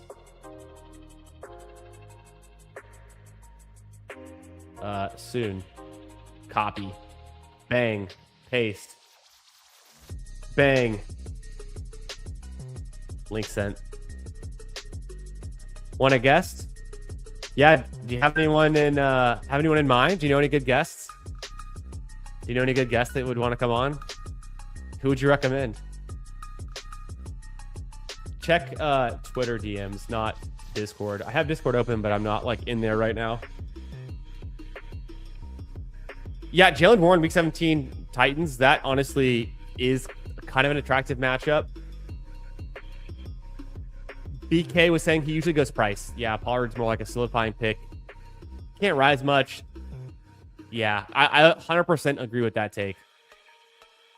What's up, Best Ball Q? Good to see you, brother. Thanks for the retweet earlier today. Always appreciate the engagement and in the discussion on X and seeing you in the chat. Thanks for being here. Incredible that Amon-Ra has finished as wide receiver 3 for 3 consecutive seasons in half PPR. Yeah, it is pretty wild. GM, what's up, Nick? Good to see you, brother. Aaron Jones, a bounce back candidate, could be. I think all the Vikings players are bounce back candidates. All right, 2 picks left to go. How are we going to land this plane? We need another receiver. We need another tight end. Tight end, no week 11 guys on this one. Jeez, what are we going to do? Gesicki's the obvious pick, I think. I'll let it go Gesicki. Is there another receiver I actually want more? With Herbert, Lawrence, Geno? I don't know. Not overwhelmingly so.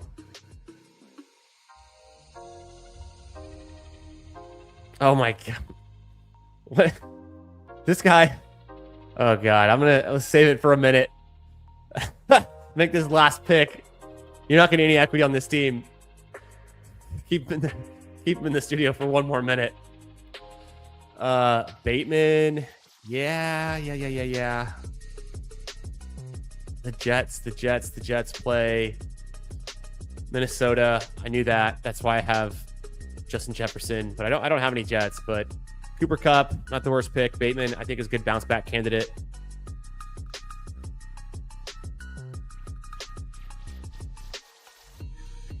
So many bad picks. Scroll down. Just go Bateman. Yeah. Okay.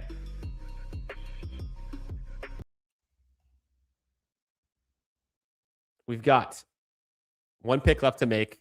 There we are. I'll go Bateman. Bang. An extra special guest on the channel, introducing the one, the only. Can I find the clip? Come on.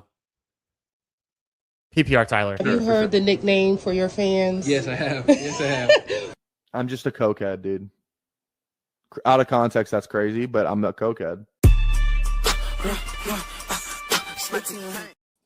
Yeah, how do you have that clip? What the fuck? How do you have that clip? I've played that clip for you multiple times when you've been here.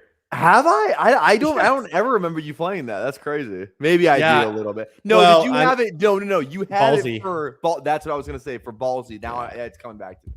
Yeah, it's the last one. Sorry, did I put on a shirt? I just didn't have one on. I was like, I might as well. That's why I slow rolled you in from the studio. I was like, what the fuck's going on with this guy? I can put one on if it makes you feel uncomfortable. Bro, it is. I can go put on the Vince Young jersey. I mean, that I would appreciate that, but you don't have to get up if you don't want to. No, I'll get it. I'll go get it. This is all you. This says nothing about me and my channel. This is just PPR on display. Yeah. Are you guys took the headphones off? I was gonna ask them if they're doing their 2-days right now. I think they are. All right, guys, we're gonna draft another puppy, unless we jump into something else. I mean, I think we're gonna go puppy. I think we have to. But we'll see. Hey, Vince Young, my man. I've got a Vince Young jersey. It's just not in the room right now, but I can put it on too. I don't know if you hear that. Huh? I got a Vince Young jersey as well. Mine's it's not game worn, obviously, but it has the Rose Bowl patch on it. It's fucking sick. It's like a vintage one. My brother got it for me for Christmas. The only drawback is he got it. He like thrifted it, and it's a double XL, so it's kind of huge. But I wear it over hoodies. Yeah, for sure. That's usually the best way to wear football jerseys is over hoodies for sure. Yeah. Did you promo the stream for tonight? I'm just gonna promo on Twitter. Yeah, I was gonna retweet it. It goes live to Twitter. Oh, I got you. Okay, yeah. I kind of been doing it that way. Yeah, I got you. Yeah. I actually promoted a short today and had last night's stream in there, and I just got tired of posting stuff. You know how it is. It's like you post like 3 or 4 times a day. You're kind of just like, why I try and be. Sometimes I post. I'm like, fuck, I still have to promo my show tonight. Like, so then I just like try and wait a couple hours. But yeah, it's posting on Twitter. You're trying to find that fine line of what's too much, but there's also such thing as not enough. Like I thought I had a banger tweet today. I was like, this is a banger tweet. I was like, this might go viral, and it just was any other tweet for me. Was it? It was the Brian Thomas Jr. one of me. I was quoting Dan Casey's tweet where he sounded like this is teach tape of George Pickens stacking a receiver, and then I dropped my Brian Thomas Jr. one in of doing exactly the opposite of stacking the corner, and I was like, this is gonna go viral, and then it didn't. I was like, fuck. Hey, the likes are going up. I just threw a like on it. I guess I didn't see that. Okay. No, that was 11 hours ago. No one saw it. Yeah, nobody saw it. Yeah. It's weekend times are weird. Weekend times are really weird with Twitter. You never know what's going to pop. I find that like work week, like work hours, but not rush hour. If you wait until everyone's leaving work, they're driving, they're seeing their family, or they're at the gym, or they're like doing things actively after like workday hours. You post stuff like right when people get to work, or if you post stuff kind of in the lunch hours, I feel like it gets the most traction. Not that I'm like seeking attention, but if I post something, I want someone to like engage with it, right? No, you're trying. We're all trying to play the game, honestly. It's like it's no like attention thing. It's like you're trying to play the game. The more you just more notice views you get, the more followers you get. It's yeah. It's I had some banger tweets go off just relative to my own tweets where it wasn't like promotional stuff, but I think it was Thursday. I had a couple tweets. I was retweeting a Fantasy Life thing about auction drafts because my home league's an auction draft, so like it got me. And dude, we're doing a destination this year. Right now, our top choices are Miami, San Diego, and Phoenix Scottsdale. It's gonna be sick, and we're doing it the week before Labor Day, so we're taking some time off, but it's gonna be nice. I tweeted this thing, almost hit 3K, but like decent views, engagement. It was like drafting the players at cost. Oh wait, I don't even know if this will share.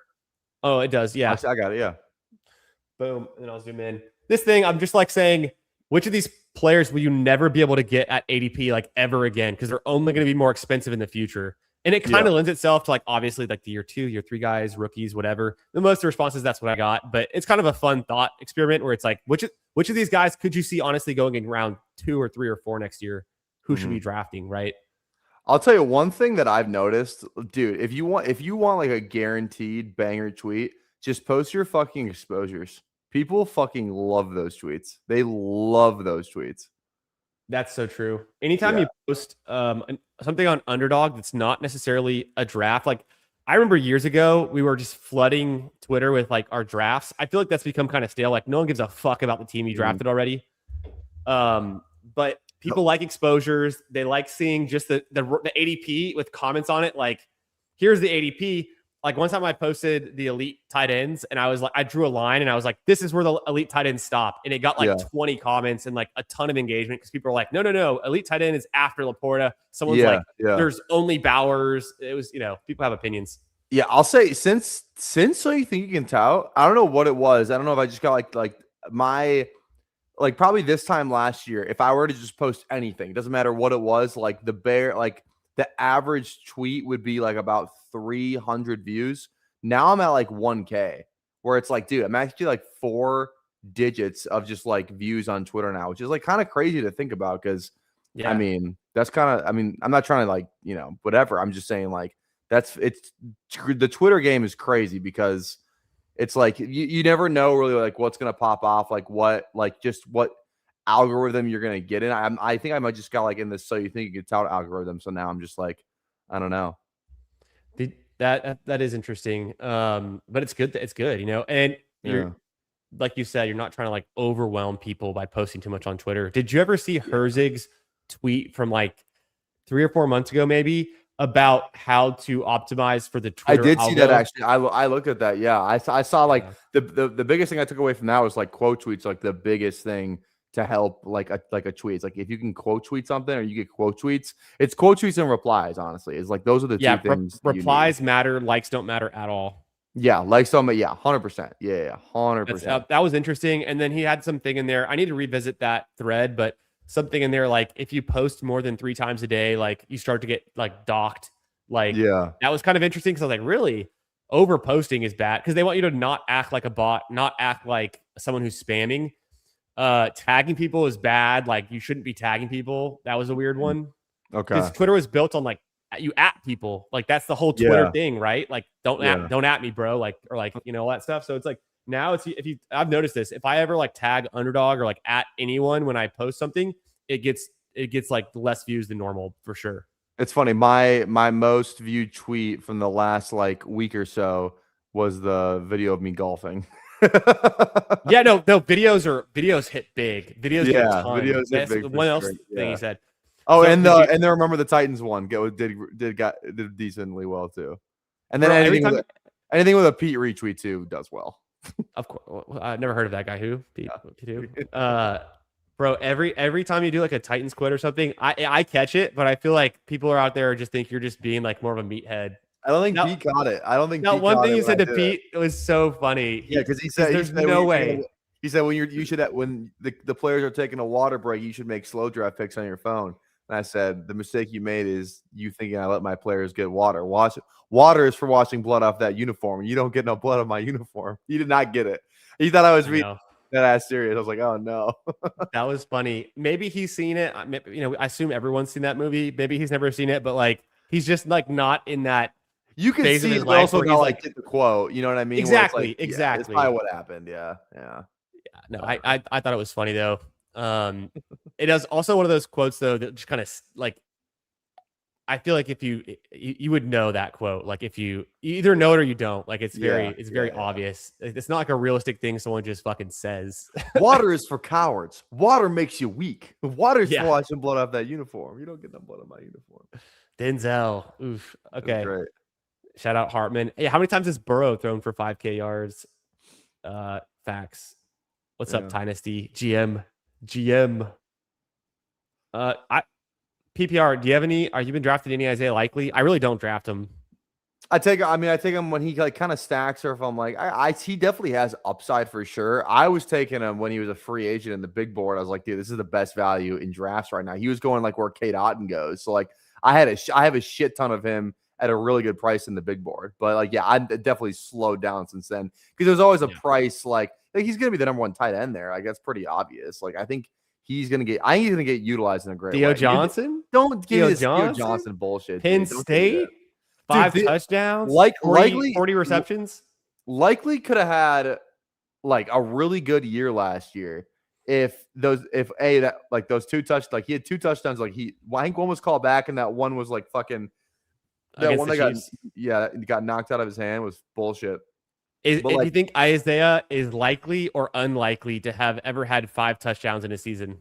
I bet he hasn't had 5. He plays with Mark Andrews. He's got 6'2". Yeah, he's got 6'5". Okay, that's what I'm saying, dude. He's going from Mark Andrews. No. That's Theo Johnson. That did the glitch. It did the glitch.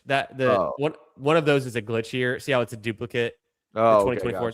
Okay, but their profile has fallen off ever since I left. They fell off. I mean, I don't know why I still use this site without you on there. I feel like I shouldn't. I need to move on. Fell off ever since I left. That's part of it. I'm trying to draft on Fast Draft. I'm like legitimately trying to draft on Fast Draft, and you cannot get a lobby to fill. It's depressing. Fuck, dude. I should jump back over there. Dude, there's some unbelievable edge. Like unbelievable edge. My results from last year's drafts, like I only had 2 good finishes, and so it was kind of I did really bad in the rookie only ones. I did really bad in those. It was a tough year for rookies. You had to like. Well, you were probably drafting the shit out of Jaden Blue though. Jaden Blue, Scattaboo, Golden, like Scattaboo would have, but he wasn't. You know. I mean, if you didn't have Dart, definitely needed Dart. Definitely needed Dart. Or Shuck. Shuck probably was good too, I'd imagine. Yeah. All of the QBs were like ended up being good hits. What's up, C Money? How we doing, brother? Sus in here. He never has. Wow. Oh, seen the movie Bro to the Moon this year. Then, all right. What are we drafting? What are we gonna get into? Up to you, man. Your channel. Let's get at whatever you want to do. I'm in. I probably just keep it simple. Just do a little fast puppy. Let's down for that? Yeah. What'd you rip on stream earlier? How was your stream earlier today? Oh, dude, it was great. We were watching Tyler Shuck, and then in the middle of the we were just cruising along. Our boy Craig, Roto Heat Craig, donated 50 memberships. Holy shit, dude! So we ripped legendary. So I was like, so I immediately stopped watching film, and then I was like, I feel like we have to rip BBM now. So we did a BBM to start it off, which I normally never do on stream, but did a BBM, and then we ripped 2 puppies after that, 3 puppies. I can't remember. I think it was 3.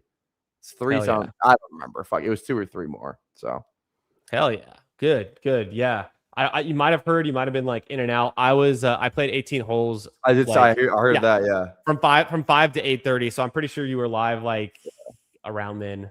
Yeah, I was live. Yeah, I was literally live like around that. Dude, I'm playing. We're playing golf like 3-4 days while I'm in Arizona next week. I'm gonna be there from Wednesday to Sunday. And it'll be the second time. The next time I play 18 holes will be the second time ever in my life that I played 18 holes. Nice. So, work your way up. I have redemption because the last time I played 18 holes was the first time I've ever been golfing, like ever swung clubs in my life. Like, no, you got to start somewhere. Exactly. So Adam said this earlier. Yeah, it's addicting. It's I'm a I'm dude. not able to find I'm it. like fully addicted. Like I go to the Boom. range. Yeah, any golf is good golf. Love when the front nine humbles you a bit and then you crush the back. Dude, I'm like just trying if I could get through because like the first time I went, I didn't play. Like I think I hit the driver twice. I'm like, I'm not trying to lose all my fucking balls. I can't even swing these clubs. Ugh. So I'm trying I to lost 4 balls today. I was kind of yeah. pissed.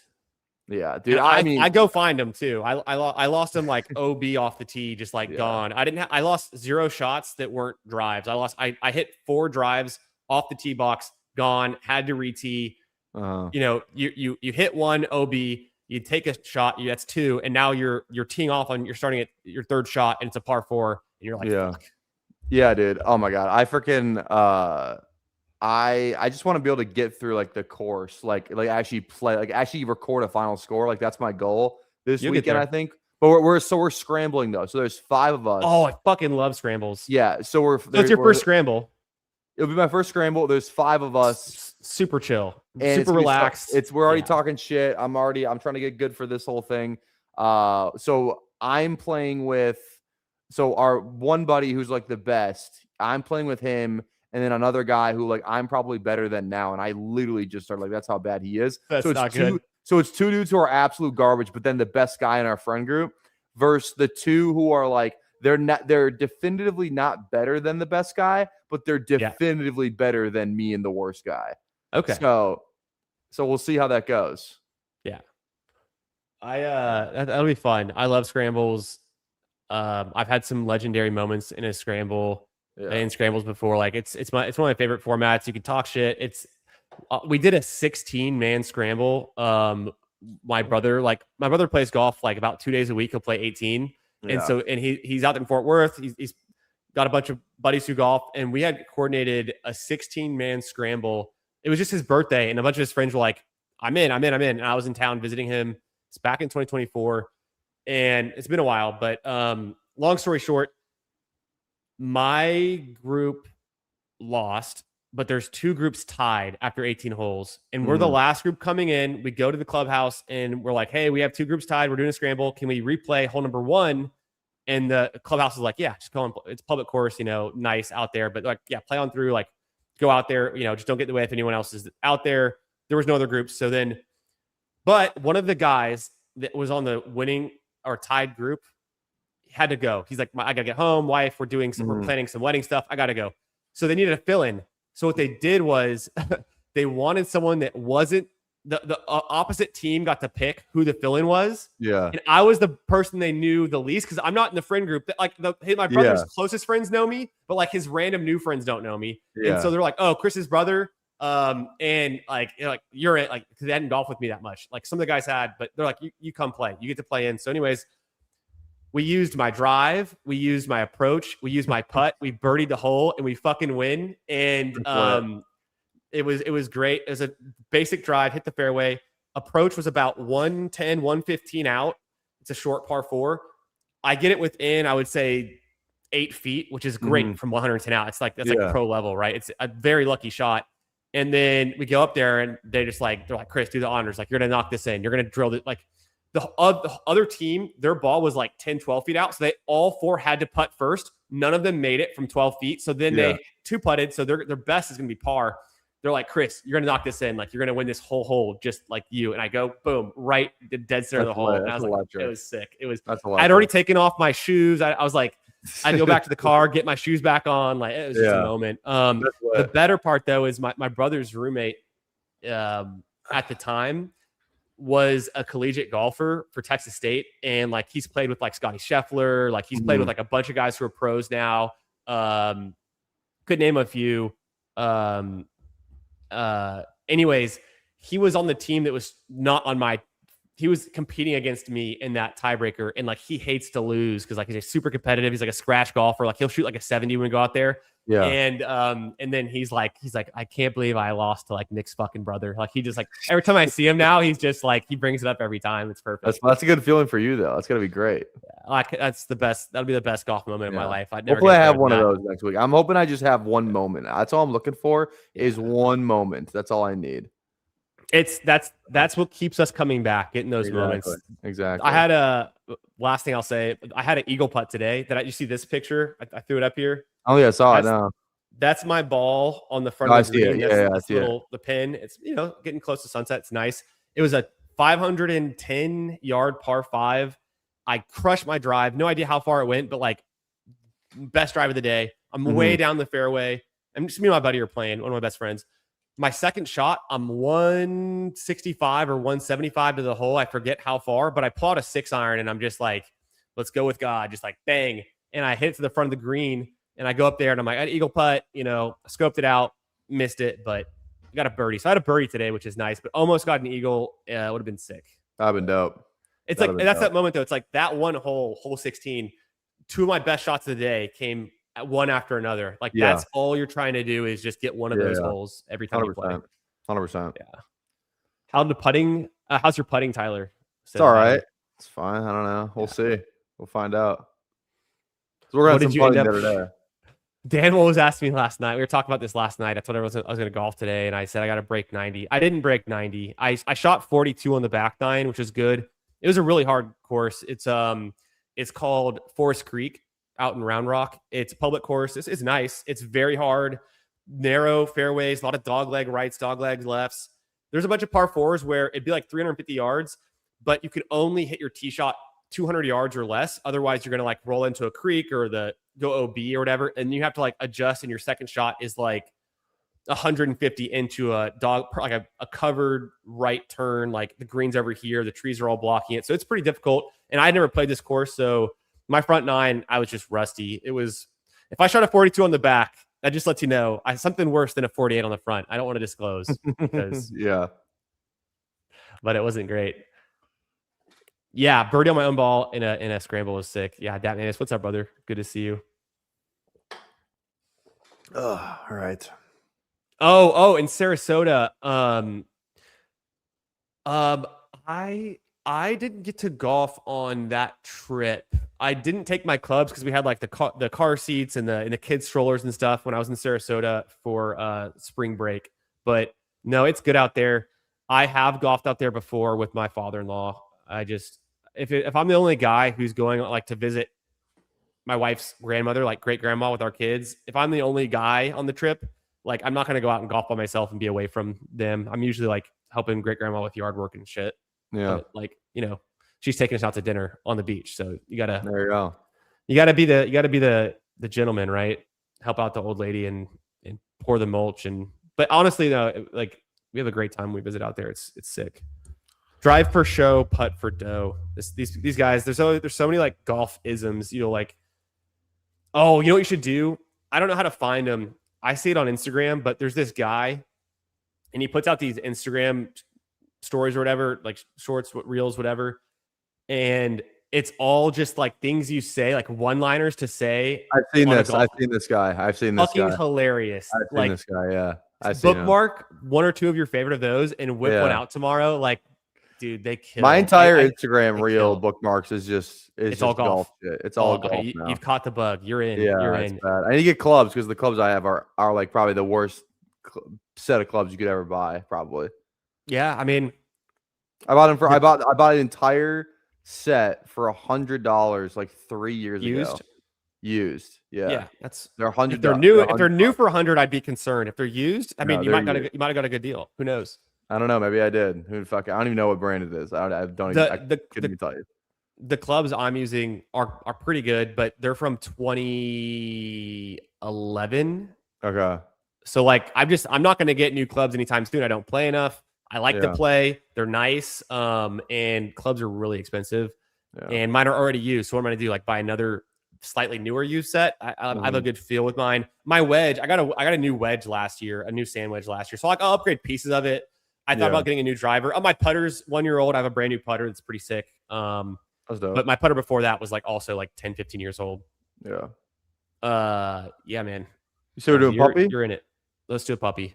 Let's do a fast puppy. You guys, do you want to do the honors? You want to count us down for the chat? Yeah, I got you. Hey guys, you want to get in this draft? Get the phones out, get the browsers open because we're hopping in the fast puppy in 10, 9, 8, 7, 6, 5, 4, 3, 2, 1. Here we go. Get your ass We're in in. here. Waiting on 5. I always join from my phone now, and then I just like pop over here. I've never got the location error ever on my computer. So I always see people get the location. I've never gotten it once. On my It's been a my while. laptop, I will get it, but not on my PC. I don't know. Is your Mhm. computer you're at right now a desktop? Yeah, it's a PC. Yeah. Yeah, Good I have a little monitor MacBook. setup. Yeah, Oh, we're fucking locked in. bro, Only- I got a new monitor for because since I moved to the new house the end of last month, I'm working from home now most of the time. Essentially all the time. And so I got a new monitor and I got it on Prime Day. I got it $100 off. It would have been like 400. I got it for like 300. It's a 34-inch Dell curved monitor. It's sick. Oh, dude, the curved ones are my buddy had a curved one in college. I just have like two probably like absolute shit monitors. One my college roommate just gave me because he got a new one, so he gave me his shit nice. one. And then one was my Free. gaming PC or my gaming monitor. So it was in my college room at my college house. I used to just have my PS4 on a monitor on my desk and play on that. That was so much fucking fun, dude. That's so funny. You guys younger than me, like my brother's age, your age, they all did that with their Xboxes and PlayStations when they were in college. Yeah. We would just have like ours plugged into like our giant ass, big ass, like If you're playing like 2K with the boys or like Chell or something like that, then that's great. But like no, like we were playing like so in college we're playing COD. Like dude, we were playing like I'm trying to remember. Well, I was playing a lot of FIFA during COVID. Okay. I was just like COVID when I was playing, it was like peak video games for me. Fortnite definitely was still in the mix. Yeah. But it was kind of getting bad by like 2020, 2021. It was kind of getting like really bad. Warzone was fun. I did play a ton of Warzone. But one of the games I remember distinctly playing. Do you ever play Fall Guys? Fall Guys. I never played it. Shit. It was so fun, dude. It was so It looked fun. It looked fun. I would be fucking electric here. Heart rate's gonna get him. All right, what do we do? I'm Jay. I mean, if we're going off your ranks, I'm JJ over CD. If you are personally too. So yes. These ranks are bullshit. I haven't changed them in like 2 months, and I only have them in there just to like for like the first couple picks, anyways. But we go Justin Jefferson. That's fun. Yeah, no, that's so funny. My old monitor was a Samsung. It was decent, but it was from my wife bought it when we first moved into our first apartment together. Mm-hmm. So it's from like it was super old. It was, and so I was due for an upgraded home. This is like where I'm at also during like when my work day is. I'm sitting right here. I just don't turn on the ring light, and I also don't have this in front of my face. Yeah. Suspect, but I need a good setup. I need to win, so you think you can tell, so I can upgrade my entire deal. I don't even like. Yeah, I wouldn't even say mine's that fancy. Who do you like here? H.A. Hampton. I don't even know. Just pick a fucking guy because I have no clue. I have no lean in this area. I'll take any of them. H.A. is so fucking good. I do like H.A. Go H.A. He just is so good. Yeah. I learned something new about H.A. tonight. Vegeta was telling me in the chat. He lined up in the slot 175 times last year. Yeah, that's not surprising. I mean, I wonder if that's gonna be the same with new play caller. Granted, the new play caller was on the team, was the passing game coordinator last year, the QB's coach, one of the two. So I wonder, he'll probably get used in that way again, especially considering they also have no fucking receivers anyway. So 100%. Yeah, I agree. He's just like the guy on the offense. He's going to consolidate all of the touches. He's the engine of the offense. If Achane was like if Kenneth Walker was on the Dolphins, he would not go as high as Achane does. If Kenneth Walker was on the Dolphins, where would you take him? Yeah, if Kenneth Walker was a Dolphin, if Kenneth Walker was a Dolphin and Achane was a Chief, Achane would be going in the top. Achane would be going in. Look, Genty went 6 here. Achane would be going in the top 6. You think if Achane was a Chief, he'd be? I don't. Yeah. I think he'd be like 8 to. I think 8 it would be as high as he would get. To me, he'd be in the same tier as McCaffrey and Taylor, no doubt. Maybe. Because the team's better. Because he's just as good as them last year. He just wasn't on as good of a team. But if Walker was on the Dolphins, Walker probably goes around Montgomery. Montgomery. I was just like Breeze. No, he's not. No. So, and then Brees is a little bit expensive too because he just never scores touchdowns. Yeah. But he has the yards. Ken Walker was so bad in fantasy last year. I traded him for Rashi Rice mid-season in my managed league, my home league, because Ken Walker was like the worst player on my team. Like you couldn't even start him in managed leagues. He was so bad.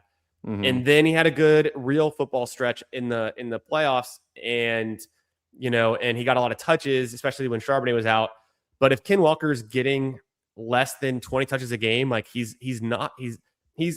can have some explosive big plays. He's better in best ball, but he's terrible for fantasy last year. Like he's one of the worst fantasy players last year. Everyone forgets because now he's a Chief. I get it that it changed, so I'm trying to like mind race a little bit, but there is hardly any worse picks last year than Ken Walker because I lived it. I picked him in my high stakes like home league, and it was terrible. Yeah, it wasn't great last year for sure. Situation though. All right. I like the Saints playoff schedule, so I take a lot of Travis Etienne Jr. We could do Ladd, Neighbors, T-Mac. Etienne. It makes sense, doesn't it? I I just go back to the playoff schedule. I'll zoom in here. This is about a month old, but it was Mike Clay's defensive ranking. So like Tampa Bay was ranked 13th overall, but then Arizona's 31st overall, and that's a home game in the Dome for the Saints. Atlanta's the 27th ranked defense. They could be, better than that, but overall it's like the best playoff schedule amongst all teams for how bad the defenses are. Yeah. And week 17 in Atlanta in a Dome is a good place to play, right? So could be good. All right, what do we got here? Would you just want to go T-Mac, Garrett Wilson, Neighbors? I like all three. Go to the Roya. Because I always go Garrett because I'm like week 17, but I feel like every time I take Jefferson, I end up taking Garrett, which I shouldn't do. You don't want to do that all the time. I take it a lot. I also just think that Garrett Wilson's good. He's a big target earner, and we're getting him at a discount because he had a down year. He's getting a quarterback upgrade. The better receiver is just like NFL wise. Who do you think's a better receiver, Garrett Wilson or Nico Collins? Well, you're a Texans fan, so you might be biased. That's pretty close. Though. It's probably pretty close. Honestly, they're very different. I think Garrett Wilson's probably more. I don't know. Is he even more complete? Shit ton of targets. They both get a ton of targets. Garrett Wilson is really good at earning targets. I will say that. I think if you put Garrett Wilson like in the Texans offense, he'd be probably going to where Nico goes. Probably similar, right? Or like maybe probably like right in that range. The thing that Nico has that makes him so unique is he's like the big size, speed, and he's really good at catching the ball, like being a big guy who's fast. He's a good route runner, and he kills people over the middle. Like his deep routes over the middle, like 30 yards down the field, you just throw the ball right down the middle of the field. Nico Collins is gonna get that ball, and it's a huge gain, and it usually goes for like 70 yards at a touchdown, like when he catches those. So like he has that. I'm not saying Garrett Wilson can't do it, but when I think of Garrett Wilson, I don't think of that. I think of him like out routes or like winning, like getting open on a route, and then it's a foot race kind of thing. Yeah. So I don't know. That's a good question though. Yeah, I like Garrett Wilson. I think he's super talented. I think he's cheap right now. Yeah. All right. JJ said 143 times in the slot. I was lying. I said 170 or something. But apparently 60 of his targets he had like what was the numbers? Yeah, he had like 80 targets last year. Like 60 of them came in the slot for HN. JJ HN McMillan. This is good. It's a fun start. Yeah, 2 HN. I don't mind this part of the board. Were you jumping back in the Superflex? Those are not full yet, are they? They're still kind of living. Oh yeah, we did those both the same night. Oh, there's only 30 two half fulls. That's good. Oh, it was the there was another one. Yeah, the fuck whatever it was called, $5 one. There was a $5 or something. Superflex Hound or something. It was 20 entry max. It was German Shepherd. Did you do 20 of them, or did you have a chance to? No, I did 20. Oh, nice. Of course I did. I fumbled the bag on the field general. I only did 130 instead of 150. Fumbled the bag. I will admit I have not done a single Superflex draft. Not one, dude. Lock in. No, you gotta lock in. I didn't. I did zero last year too. I didn't grow the game. I'm trying to grow the game. Can you fucking lock in? No, I can't lock in. I did 3 last year because Who Hames came on and Who Hames said we're doing Superflex, and he drafted 3. And they're pretty much his teams, and none of them advanced. So Who Hames, but I'll tell you who this is right here. So it could actually could be. it could be a multitude of guys. It could be. It's either who do you want? Quinshon. Maybe we go Tate first. You want to go 3 RBs? No. Go Quinshon then. Go Quinshon. Yes. That's the best I love Quinshon. We both love Quinshon. Like, good. I'm scared. Good. I'm scared. I keep going on streams that where no one likes him. Well, I'm scared the Browns suck, but people say the same thing to me when I like Achane. They go, well, the Dolphins suck, and I get all defensive about Achane, but I'm like, why can't I get defensive about Judkins then? Exactly. So, wait, okay, how about you do the same thing about Genty then? Because that team could fucking suck. Yeah. What do you think the difference between the Browns and the Raiders win total is? It can't be that crazy. I'm P-Watch here, baby. We could do P-Wash. Where I am. Would you want to grab one of these elite QBs? Nah. Okay. We're good. So we can get P-Wash on the way back. Or sorry, not with Lawrence. Lawrence on the way back with the P-Wash. So Kyler could be there later. Bryce Young is being I think he's criminally undervalued the more I think about it. He's not going to get benched. Like, it's not going to be that Dalton fake injury thing, get benched again. He just came off a career year, highest year in yardage and touchdowns. I think he's a pretty safe pick, and he's going super late. So I don't think he's like the next Matthew Stafford, where Stafford's going in the 150s last year, and then he's like an MVP, right? And now he goes to pick 100. I don't think that's Bryce Young, but he's going so late in these drafts, and I think T-Mac is going to be good. And so I think their O-line is going to be good. Their team's not going to be that bad. They're going to be competing. They made a playoff game last year. I mean, you know what Coker did against the Rams, like freaking impressive, like, right? Huge.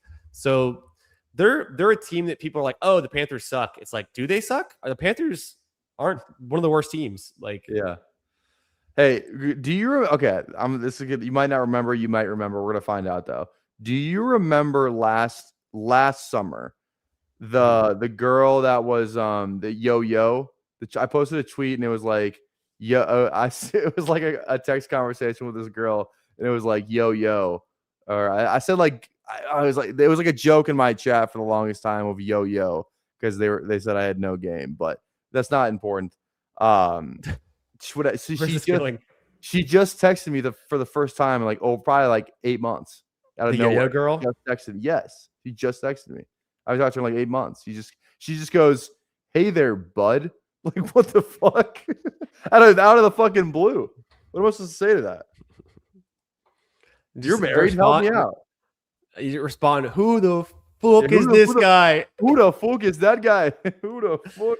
Did you hear about Conor McGregor I watched tonight? it, dude. I watched it. I watched it live. I watched it live on Twitter a minute later. I was so excited to fucking watch it, and then we get fucking rugged. I mean, no one thought he would win, right? Everyone was like, he's not going to come back and beat Max Holloway. I bet on him. Well, I had free play on him. You bet on Conor McGregor? I put my free play on him. I had $35. Fought in like 5 years. Dude, he's McGregor. I'm not gonna lie. I saw him coming out. He didn't look great. He looked disheveled. Yeah, go Trevor. Do you think we can push because these guys don't have Brian Thomas? I don't think so. I don't even want to risk it. That guy's got zero QBs though in the turn. I think you don't have enough conviction about these other players. I don't really either, honestly. No. Here's our team. Trevor, and then we're probably Trevor, and then we're probably either Pierce, Godwin, Addison. Reed's fine too. I'm fine with any of these guys. Reed opens up another QB as well. So does Pierce. I'm like kind of coming around on Pierce. Like, since he's fallen from where he was going, I actually don't mind him. Like, I think he's actually kind of a good pick. If he's playing week 1, like this injury stuff, I think it's gonna be fine. Yeah, he's gotten better every year in the league. He is, and now he's got a real opportunity. No Pittman. Yeah, so he can get some more targets. It's surprising how little targets he actually gets, but he's so efficient with his receptions. Yeah, I'm open to it. I've always been a big Alec Pierce guy. He's one of my most drafted players last year, which helped me a little bit, but it wasn't who you needed. Yeah, if week 18 counted, he could have been. How did you do last year? Pretty big losses all around. I mean, my best teams, I have to even look back. I had 2 teams that went. Do you want to go Pierce over Addison for the double stack, or just go Pierce? That's fine. Yeah. I had 2 teams in the finals. One was in the Poodle 2. One was in like a who gives a shit something. I don't remember. Yeah. Both of them been cashed in the final. That was devastating. And just my best ball mania team died in the quarterfinals, or I had like 3, and they all like, or I had some, whatever it was. I had 25 BBMs. Or no, what? I don't remember, honestly. I don't think I had any BBMs in week 16. That's what I'm trying to say. Yeah, I don't think I've ever gotten a BBM to week 16 that was just like one of my like a team that I drafted on my account. Or maybe I did once. I can't remember. Obviously we had the tower team last year, which was huge in the finals for BBM, but that actually was huge because like we're just using that money to draft all our BBMs / like any big contest. Like we actually have so much money left still to spend on this year for BBM. So I'm actually excited about that. Yeah. No, yeah. I've drafted a big dog with that money. I'm off the hook for the big dog, which is awesome. She don't want no puppy. She want a big dog, exactly. Thank God to that. Dude, I'm telling you, no, it's kind of crazy how well BBG made out of this entire So You Think You Can Tell thing. Nobody made out better than that guy. He didn't do anything on the show. You and him were on the no offense. You and him were on the show for the same amount of time. I know. And dude, he gets this fucking BBG week, gets pity money after I kicked him off the fucking show. And then he basically like I get back on the show and he just basically he got a free BBG week. It was absolutely free. It's unreal. Yeah, it's unreal. This guy. I mean, you should have seen speaking of BBG getting free things, when we went out the second night in Houston, there was groups of attractive women walking up to him and buying him drinks. Dude, that's because like you would not believe. I'm sitting there in real life and I'm just like, this guy's a legend. don't tell his girlfriend that. She's not gonna like that. It was before her. It was before her time. Yeah, that's okay. Exactly. Yeah, they're in love. She's definitely the one. Don't worry about it. These are just these, and also the women that were buying him drinks, he like turned them down. He like went after a different woman. It was wild. BBG, he's like a a wild stallion. You can't put a leash. He's a wild stallion. He's a wild. I was gonna say. I know what you're gonna say. What was I gonna say? It starts with a what or wild, but it's not. It's not a good word to call people. Okay, we're back on the clock. Let's see here. You're a big Michael Wilson guy, if I remember correctly, right? I'm just in on Michael Wilson and Marvin Harrison at cost, but it's a pretty good price for him, honestly. Do one of these guys have Addison? No, they don't, because we passed up on him. Let's go Wilson. And I think we're probably Kyler here, are we not? We're good on Kyler. If we don't get him, we're not going to be ruined. We can get Love later. We can get Dimes later. I don't know if one of these guys did have Addison. I don't. No, because you're right. We passed on because we were looking at Addison with that second pick. So people take Kyler unstacked though. It wouldn't surprise me. Yeah, this guy's got no QB either, too. So. If Kyler goes, we easily could just be like, okay, let's get our tight end. We could do Rashad White or Gainwell. Gainwell seems a little. I mean, I was more in on Gainwell than I thought more about it. He changed teams, and we're buying him at an all-time high price. So it's like, do I really think Gainwell is going to repeat that? Rashad White's fine. Let's go. Let's go Kyler for sure. Kyler, we have two here. Probably sets us up to go. Like if we get running back the next like round, like if we could potentially double tap, or we could just go like one guy and then get a handcuff. We're in a good spot to probably go like 3, 5, 7, 3 potentially. Depends on the QB situation. If we need to go 2, we can go 2, but I'm thinking probably 3, 5, 7, 3. Or if we just like, I don't know. I don't know how you feel about tight end this year, but like even if we were like Andrews likely, I don't know if that's good enough to stop at 2. Yeah, we don't have a single bye week overlap for any of our players, and like even our skill guys, the only thing that overlaps is Achane and Jefferson week 6, this is pretty hard to pull off, but somehow we just kind of threaded that needle. So we're totally good. These are all luxury picks. We have the core of our team through our first, what was that? Pick 10 through 10 picks, 2, 3, 5, 0. So we got to make up tight end, but I feel good about late tight end strategy this year, right? Like it's pretty easy to do. Yeah, it's pretty good. Not bad. Yeah, it's what won last year was just late tight ends. We got Jefferson, Etienne Jr., T-Mac, and Judkins as kind of our core group there.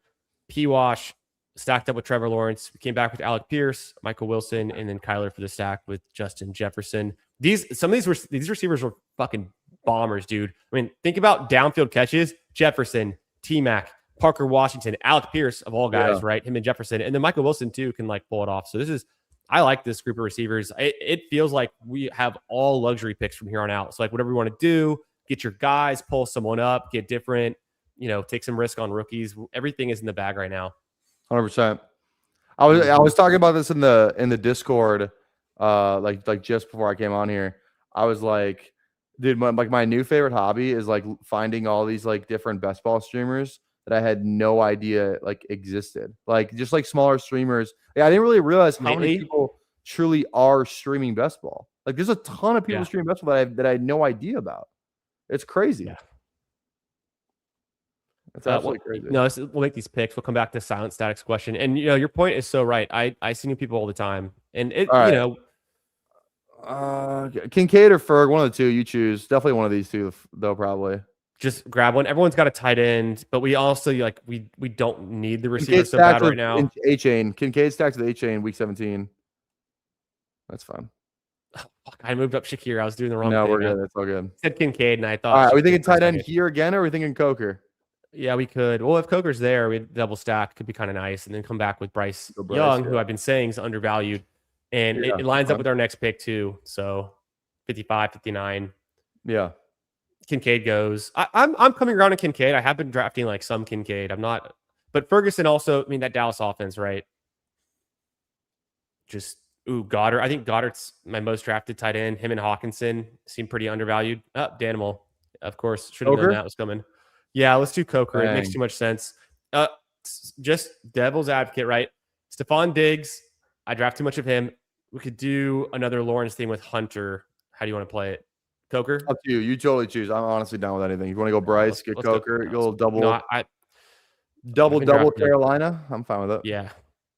Yeah, I like the thesis of it. In this range, I feel like I go through week by week. I go through phases where it's like I'm drafting a lot of Diggs. I'm drafting a lot of Coker. Now I'm taking Hunter every once in a while, but probably still the least. And it's like, oh, now I'm taking Shaheed, all these picks. So I've noticed in round 12, you could be like the only person that takes a wide receiver in that entire round, or like 4 could go. Like it's kind of it's interesting, the dynamic here, because everyone's going for tight ends. Some of these quarterbacks, like Cam Ward, got pulled up a little bit. Malik Willis fell a little bit. We could have gone Willis there to go with HM, but I don't think it's necessary to do that. We don't having 3 QBs through 12 rounds. It's kind of expensive. It's kind of like not the formula that generally works for like these large field tournaments like the Puppy and things. You'll see teams that have value where it's like, oh, well, they took Matthew Stafford when he was pick 170 and like he was on the winning team. It's like, yeah, no shit. There's going to be a value like that again. You don't have to force up all these QB picks. Okay. You just got to see the vision. That's what we're doing with our Panthers stuff. I wanted to answer this question from Silent Static. What's up, brother? Who do you think will be the worst defense and who will be the best defense? Throw it to my guest, PPR Tyler. Worst best defense? And worst defense. I mean, I'm trying to think. I don't see how the Jets are any good on defense this year. Okay. Like they didn't have 1 interception last year. They literally traded their entire defense away as well. Sauce is gone. Quinnen Williams is gone. I guess they did get Demario Davis from the Saints, but he's like 50. They still have Will McDonald, but like they just got like no guys over there, like legit. And then they spent all their draft picks on offensive guys. They go Cooper, they go Sadiq. So that's they invested on that side of the ball early in the draft either. It feels like a cop out to go Jets. Dolphins are probably up there too, honestly. I mean, they're gonna suck as well. Yeah, no doubt. Yeah. Best defense? Dude, it's gonna be the fucking Rams. Dude, the Rams team, especially when Aaron Donald comes back too. It's gonna be the Rams. It's gonna be the Rams. It's the Rams. Obviously, the Texans are great defense, but the Rams, I think, dude, they're gonna have Donald, Garrett, Braden Fisk. They still have Kobe Young. Kobe Turner. And then is it Kobe Turner or Kobe Young? I think it's whatever the fuck it is. They still got Landman. They obviously get McDuffie in a trade too. Like, dude, they're gonna be so fucking nasty. Go Bryce. We take Bryce before we give them a chance to do it. Yeah, dude, take Bryce now. We don't need any of these guys. These guys suck. We don't need any of these guys. There's nothing here we need. Sucks. We will never take Pacheco. Pacheco's an awful pick. Awful. Yeah. The only reason I was thinking that too, I wasn't drafting Pacheco until recently. I saw Herzig had like a big Pacheco bag on some of his exposures. And I was like, really? That's crazy. So it's more of a contingent thing. He's been good before on a good team. He's now, was bad recently, injuries and stuff, but he's back on another good team. So maybe there's something to that. I don't know. But the running backs are just so bad this late. It's like, are you going to take more of a true handcuff, or do you want to do more of an upside swing with like a rookie? And it's all ugly to me. So I typically I love this tier. I love Tank. I love B-Rob. I love all these guys. Okay, so who should we do then? Because I think we should probably get a running back. RB. I go Algier here though. Algier, because I think he gives you a floor and he gives you upside if Jeremiah Love goes down. So I think he's like the best of both worlds. I'll do it just for you. I know you like Algier. Yeah, I do. I'm pretty skeptical of Algier. And then, I mean, they have quite a few running backs. They've got Jeremiah Love. They've got James Conner. They've got Trey Benson. One of those guys is going to be off the team. Trey Benson or James Conner is going to be off the team before the season starts. Yeah, probably. For sure. Trey Benson's not even healthy. And we haven't never seen him he's a boss. Regardless, he might get, if he gets traded and he gets drafted somewhere, dude, I'm not touching that guy. Yeah. Because he had a bust profile coming in too. It's really just James Conner being there. Like, if he's healthy, he is good. Like, he is he's always been good, right? So then I don't know. How much is there for Algier to get? He's not the biggest pass catcher. Yeah, we'll see. I don't know. They paid him a ton of money, or not like a ton of money relative to what a lot of the other running backs made. So in free agency. So I don't know. I still really like Algier. He's very good. Keeping the light on.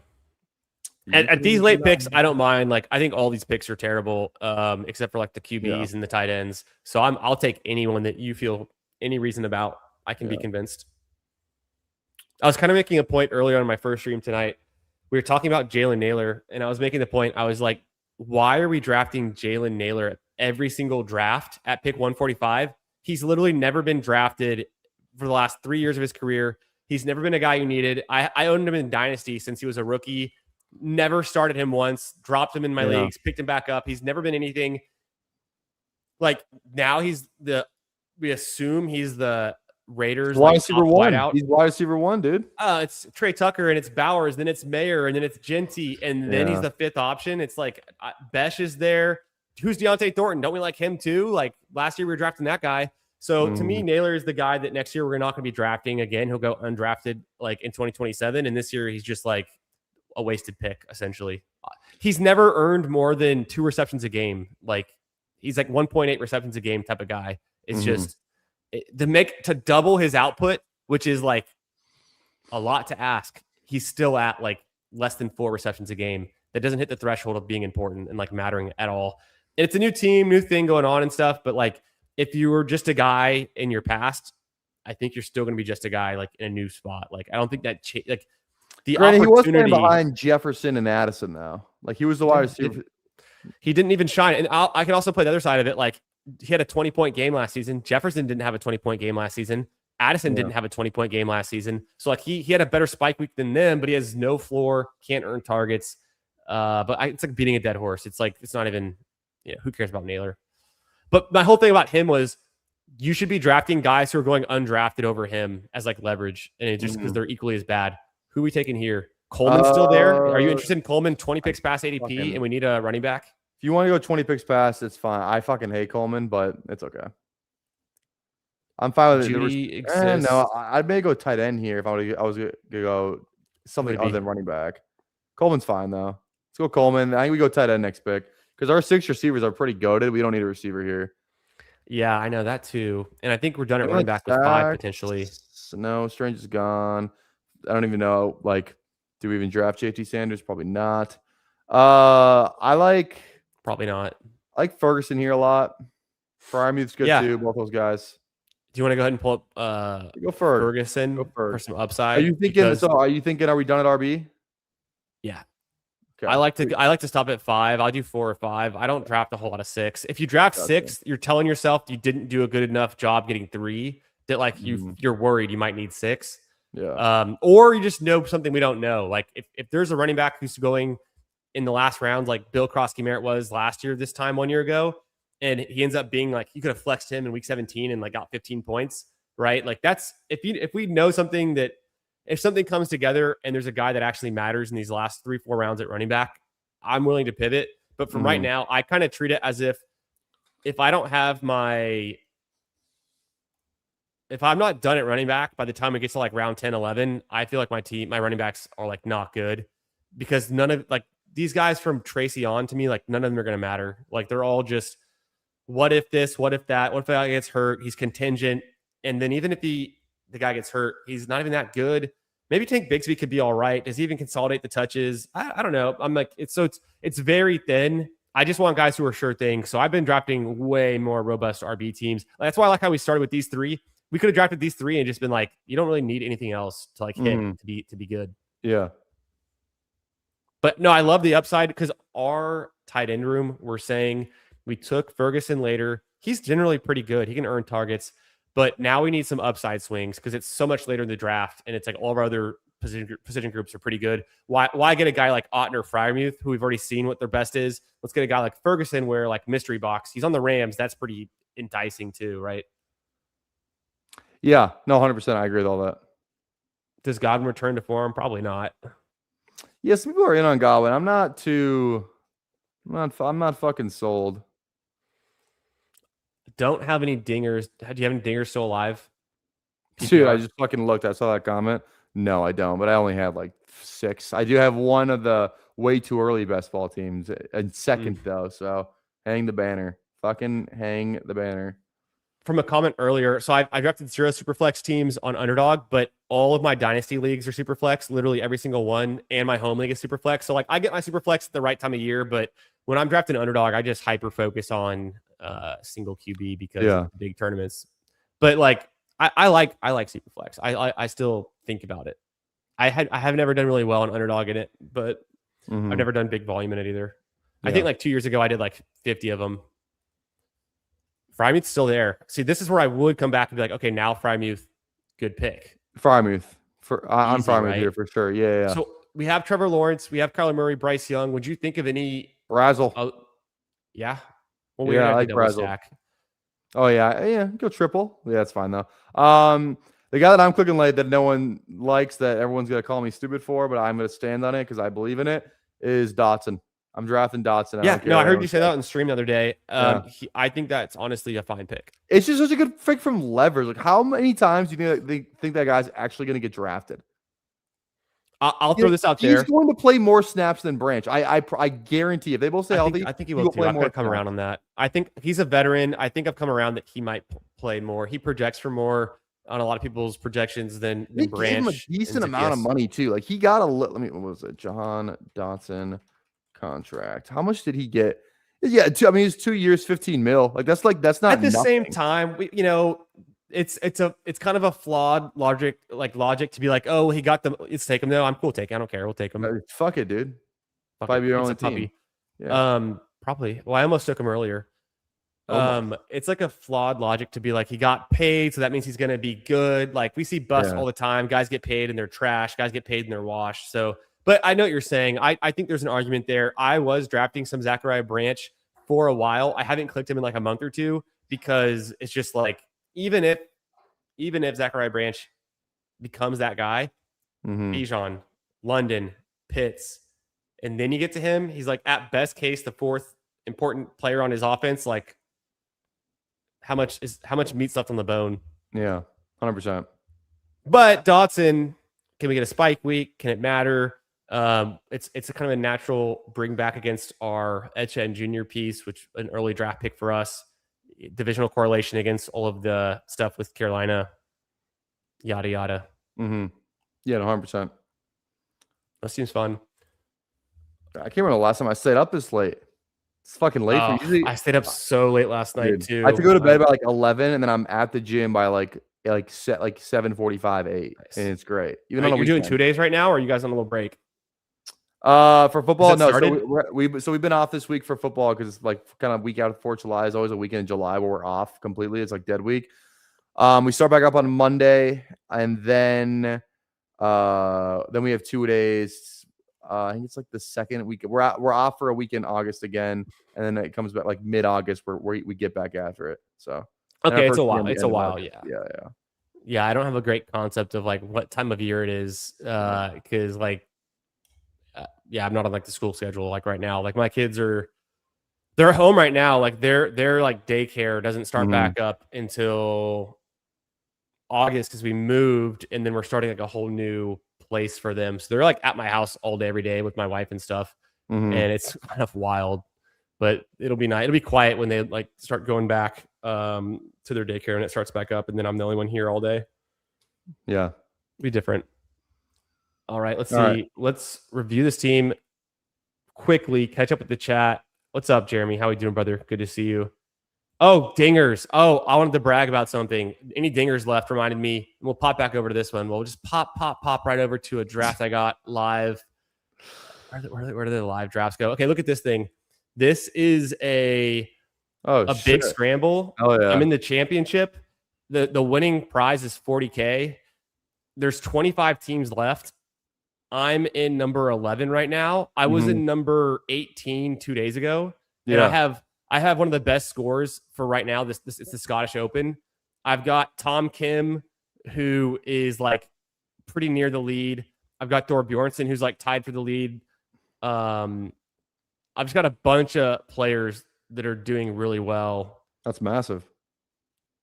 And so it's super fun. And so I'm trying to like, I have 6 players who made the cut, and the guy in front of me, one spot, it doesn't really show it here. It shows it in the mobile, but like he has like I think 2 or 1 player that made the cut, or he has at least Thor Bjornsson. Yeah. So like I'm gonna like hopefully tomorrow things continue. I'm gonna try to get up because every spot I move up, it's either an extra 1,000 or 500. Yeah. Every spot I move up. Hey, shout out Gunnar Ross. Gunner's in here. He's in these golf streets. This is Pat Mayo. Pat Mayo's in 7th and 3rd right now. Mother goat. Yeah, I know. He is the goat though. All But site credits. All site credits probably. Well, maybe true. I'm just trying to like climb, and then we have one more week at the Open at Royal Portrush next week. And if I can do something similar where I jump up like 3 or 4 spots and get really lucky with the cut, like I think my best case scenario right now, you hope that you can jump 100 points above your opponents in a 4, in a weekend in one tournament, which is like 4 days. So knowing that we still have one day tomorrow, and I think I'm going to jump up to like potentially let's say I'm in 9th or 8th. And if all else equal, if it was still like I had to get 100 points, that would put me like in 4th or 5th. So best case scenario, I think I could be getting like 4th or 5th, which would be sick. Worst case scenario, or no, steady state, I'm at least going to hopefully get like 2,000 or 2,500. Worst case scenario, even if I pop back down to like 15th, it's still a flat tier. I'm still getting 1,000 if I do bad next week. So I feel like I'm pretty safe at 1,000. And I have a chance to like compete for like 4 or 5 or more, but I can't catch up to the guys who are like in the top 3 right now, which kind of sucks because 40K would be nice. It's a 25-person final. I was just happy to get into it because then it's like anything could happen. But 100%. I had a really slow start. I was in 18th for like the first like 4 weeks of it. Tough, but I'm pretty excited about that. Oh man, it's a good sweat. Oh, my back is killing me. All right, Ricky, have a team for us, baby. You got it. Yeah, this is not the right team. Oh shit, is it done? Fast puppy. Fast puppy. Yeah. There it is. I haven't done a whole lot of them yet. Yeah, we got Trevor Lawrence, Kyler Murray, and Bryce Young. 3573. We drafted with literally everyone in the chat, and we didn't acknowledge their teams whatsoever, which is great. That's what you get at Midnight Central. But I appreciate y'all for being here also. Trevor Lawrence, we stacked up with P-Wash. That was good. I don't think we had any Washington pieces, but whatever. Kyler Murray, we did Justin Jefferson stack. No Jets. Bryce Young, we double stacked with T-Mac and Coker. And they play Seattle. We don't have any Seattle pieces. So not big on the week 17 bringbacks, but like this didn't happen naturally, so it's fine. Our bye weeks are super smooth, like in all the positions. Running back rooms, I think great. Etienne Jr., Judkins, Algier Coleman. This works. It totally works. And also bye weeks, like we don't have weeks where we're struggling and hoping that like, oh, someone's not injured. There's a lot of like injury coverage here with no players having the overlapping bye weeks pretty much in any of our position groups. Jefferson, T-Mac, Washington, Alec Pierce, Michael Wilson, and we tacked on like Coker, Dotson, why not? Scroll down. Jake Ferguson, Terrence Ferguson, Pat Fryermuth. So just like the triple F there. Yeah, this team's fine. I mean, this team's lit. I like this team a lot. It's a good balance. It's fun. It's good. There's like not a weak spot, maybe tight end, but that's probably where you want to be weakest, and just we're undervaluing some of these guys. Yeah, It's pretty 100%. nice. All right, man. Hey, I gotta get out of here. I gotta fucking go to sleep. I'm literally gonna pass out right now. I know, Sorry. me too. I Hey, have a lot of good energy catching for up that. with you. Yeah. And Thanks for having me on, good luck dude. I with appreciate it. good luck with the golf progress. I don't know if it's been announced yet, but we'll say it right now, late on stream. I'm filling in for PPR Tyler next week on the Toxic Tower. Yeah, he is. I Yes, thought we you were going are. to talk about this like an hour ago, and we kept going. But Yeah, no. Yeah, you are. first time announced publicly. But yeah, it'll be fun. We'll miss Yeah. you, but also Don't take my job, please. Please don't take my job. They're probably getting ready to boot me. So please do not. you're about to get your own job with Pete. You're going to be leaving the tower and joining the Pete don't stream, say that in front of email. He'll lose his mind. He was sitting here earlier. I might say it. All right. Hey, good catching up, man. Catch you later. See ya. Peace. Hell yeah, guys. I'll catch up with you all in the chat. And we made our slow draft picks earlier.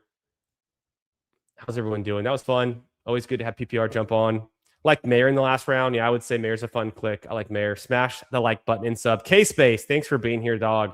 Appreciate that. Yo, what up, Sean? If I didn't say how you doing earlier, good to see you. Good to see you. Appreciate the support. What's up, W Effort Omega sub dogs? Yeah, we're feeling good. Do y'all do another draft? Yeah, we're done. We did. It's a third draft tonight, and we're burning the midnight oil. It's late here. Played 18 holes of golf earlier. We did 4 drafts on stream last night. Stayed up super late, so I got to crash. Another BBM. I can't. I don't have the energy. I would threaten you guys, or I would like say bribe me, like someone donate like 10 Mimbies or like super chat like $25, and I would do one. But I don't want to say that because I won't do it because I have to go to sleep. I'm in pain. Do you up to you? You go to a guy Jim's house? Comes to Jim's house. Yeah, I got it. I got you. PPR up in the morning at the gym. Now I get it. It's connecting. Roman Dunze, Luther Burden. Give me Luther Burden. Fade a Dunze. Good stuff. Jeremy, go Cubs. So you take Dotson. I was so inspired to take Burks. You went Burks on that one? Wow. Burks to go with the and not even with Jaden Daniels, just inspired to go Burks. Wow. That's incredible.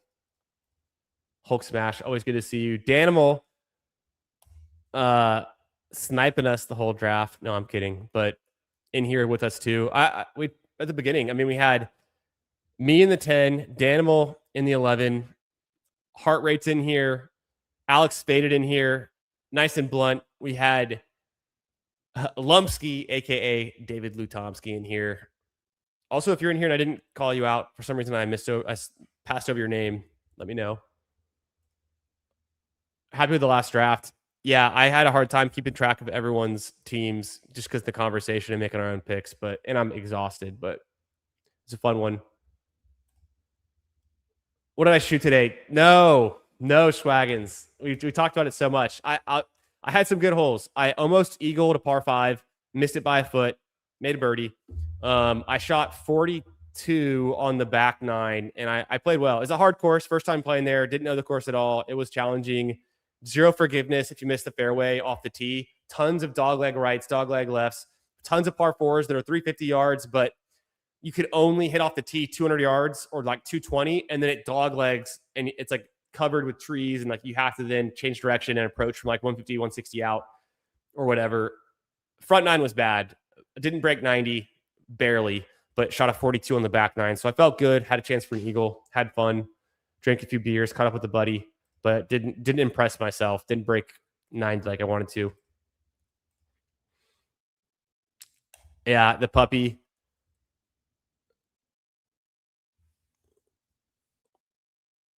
Yeah. That's kind of what I'm going for too, Chris. I'm looking for those guys. Like, where does it make sense? Yeah, Jeremy's getting late, Jeremy. I know, that's how I feel. No way to score well first time off of. Yeah, it's hard. The driving iron. I know it was bad. But my driving was sick on the back 9.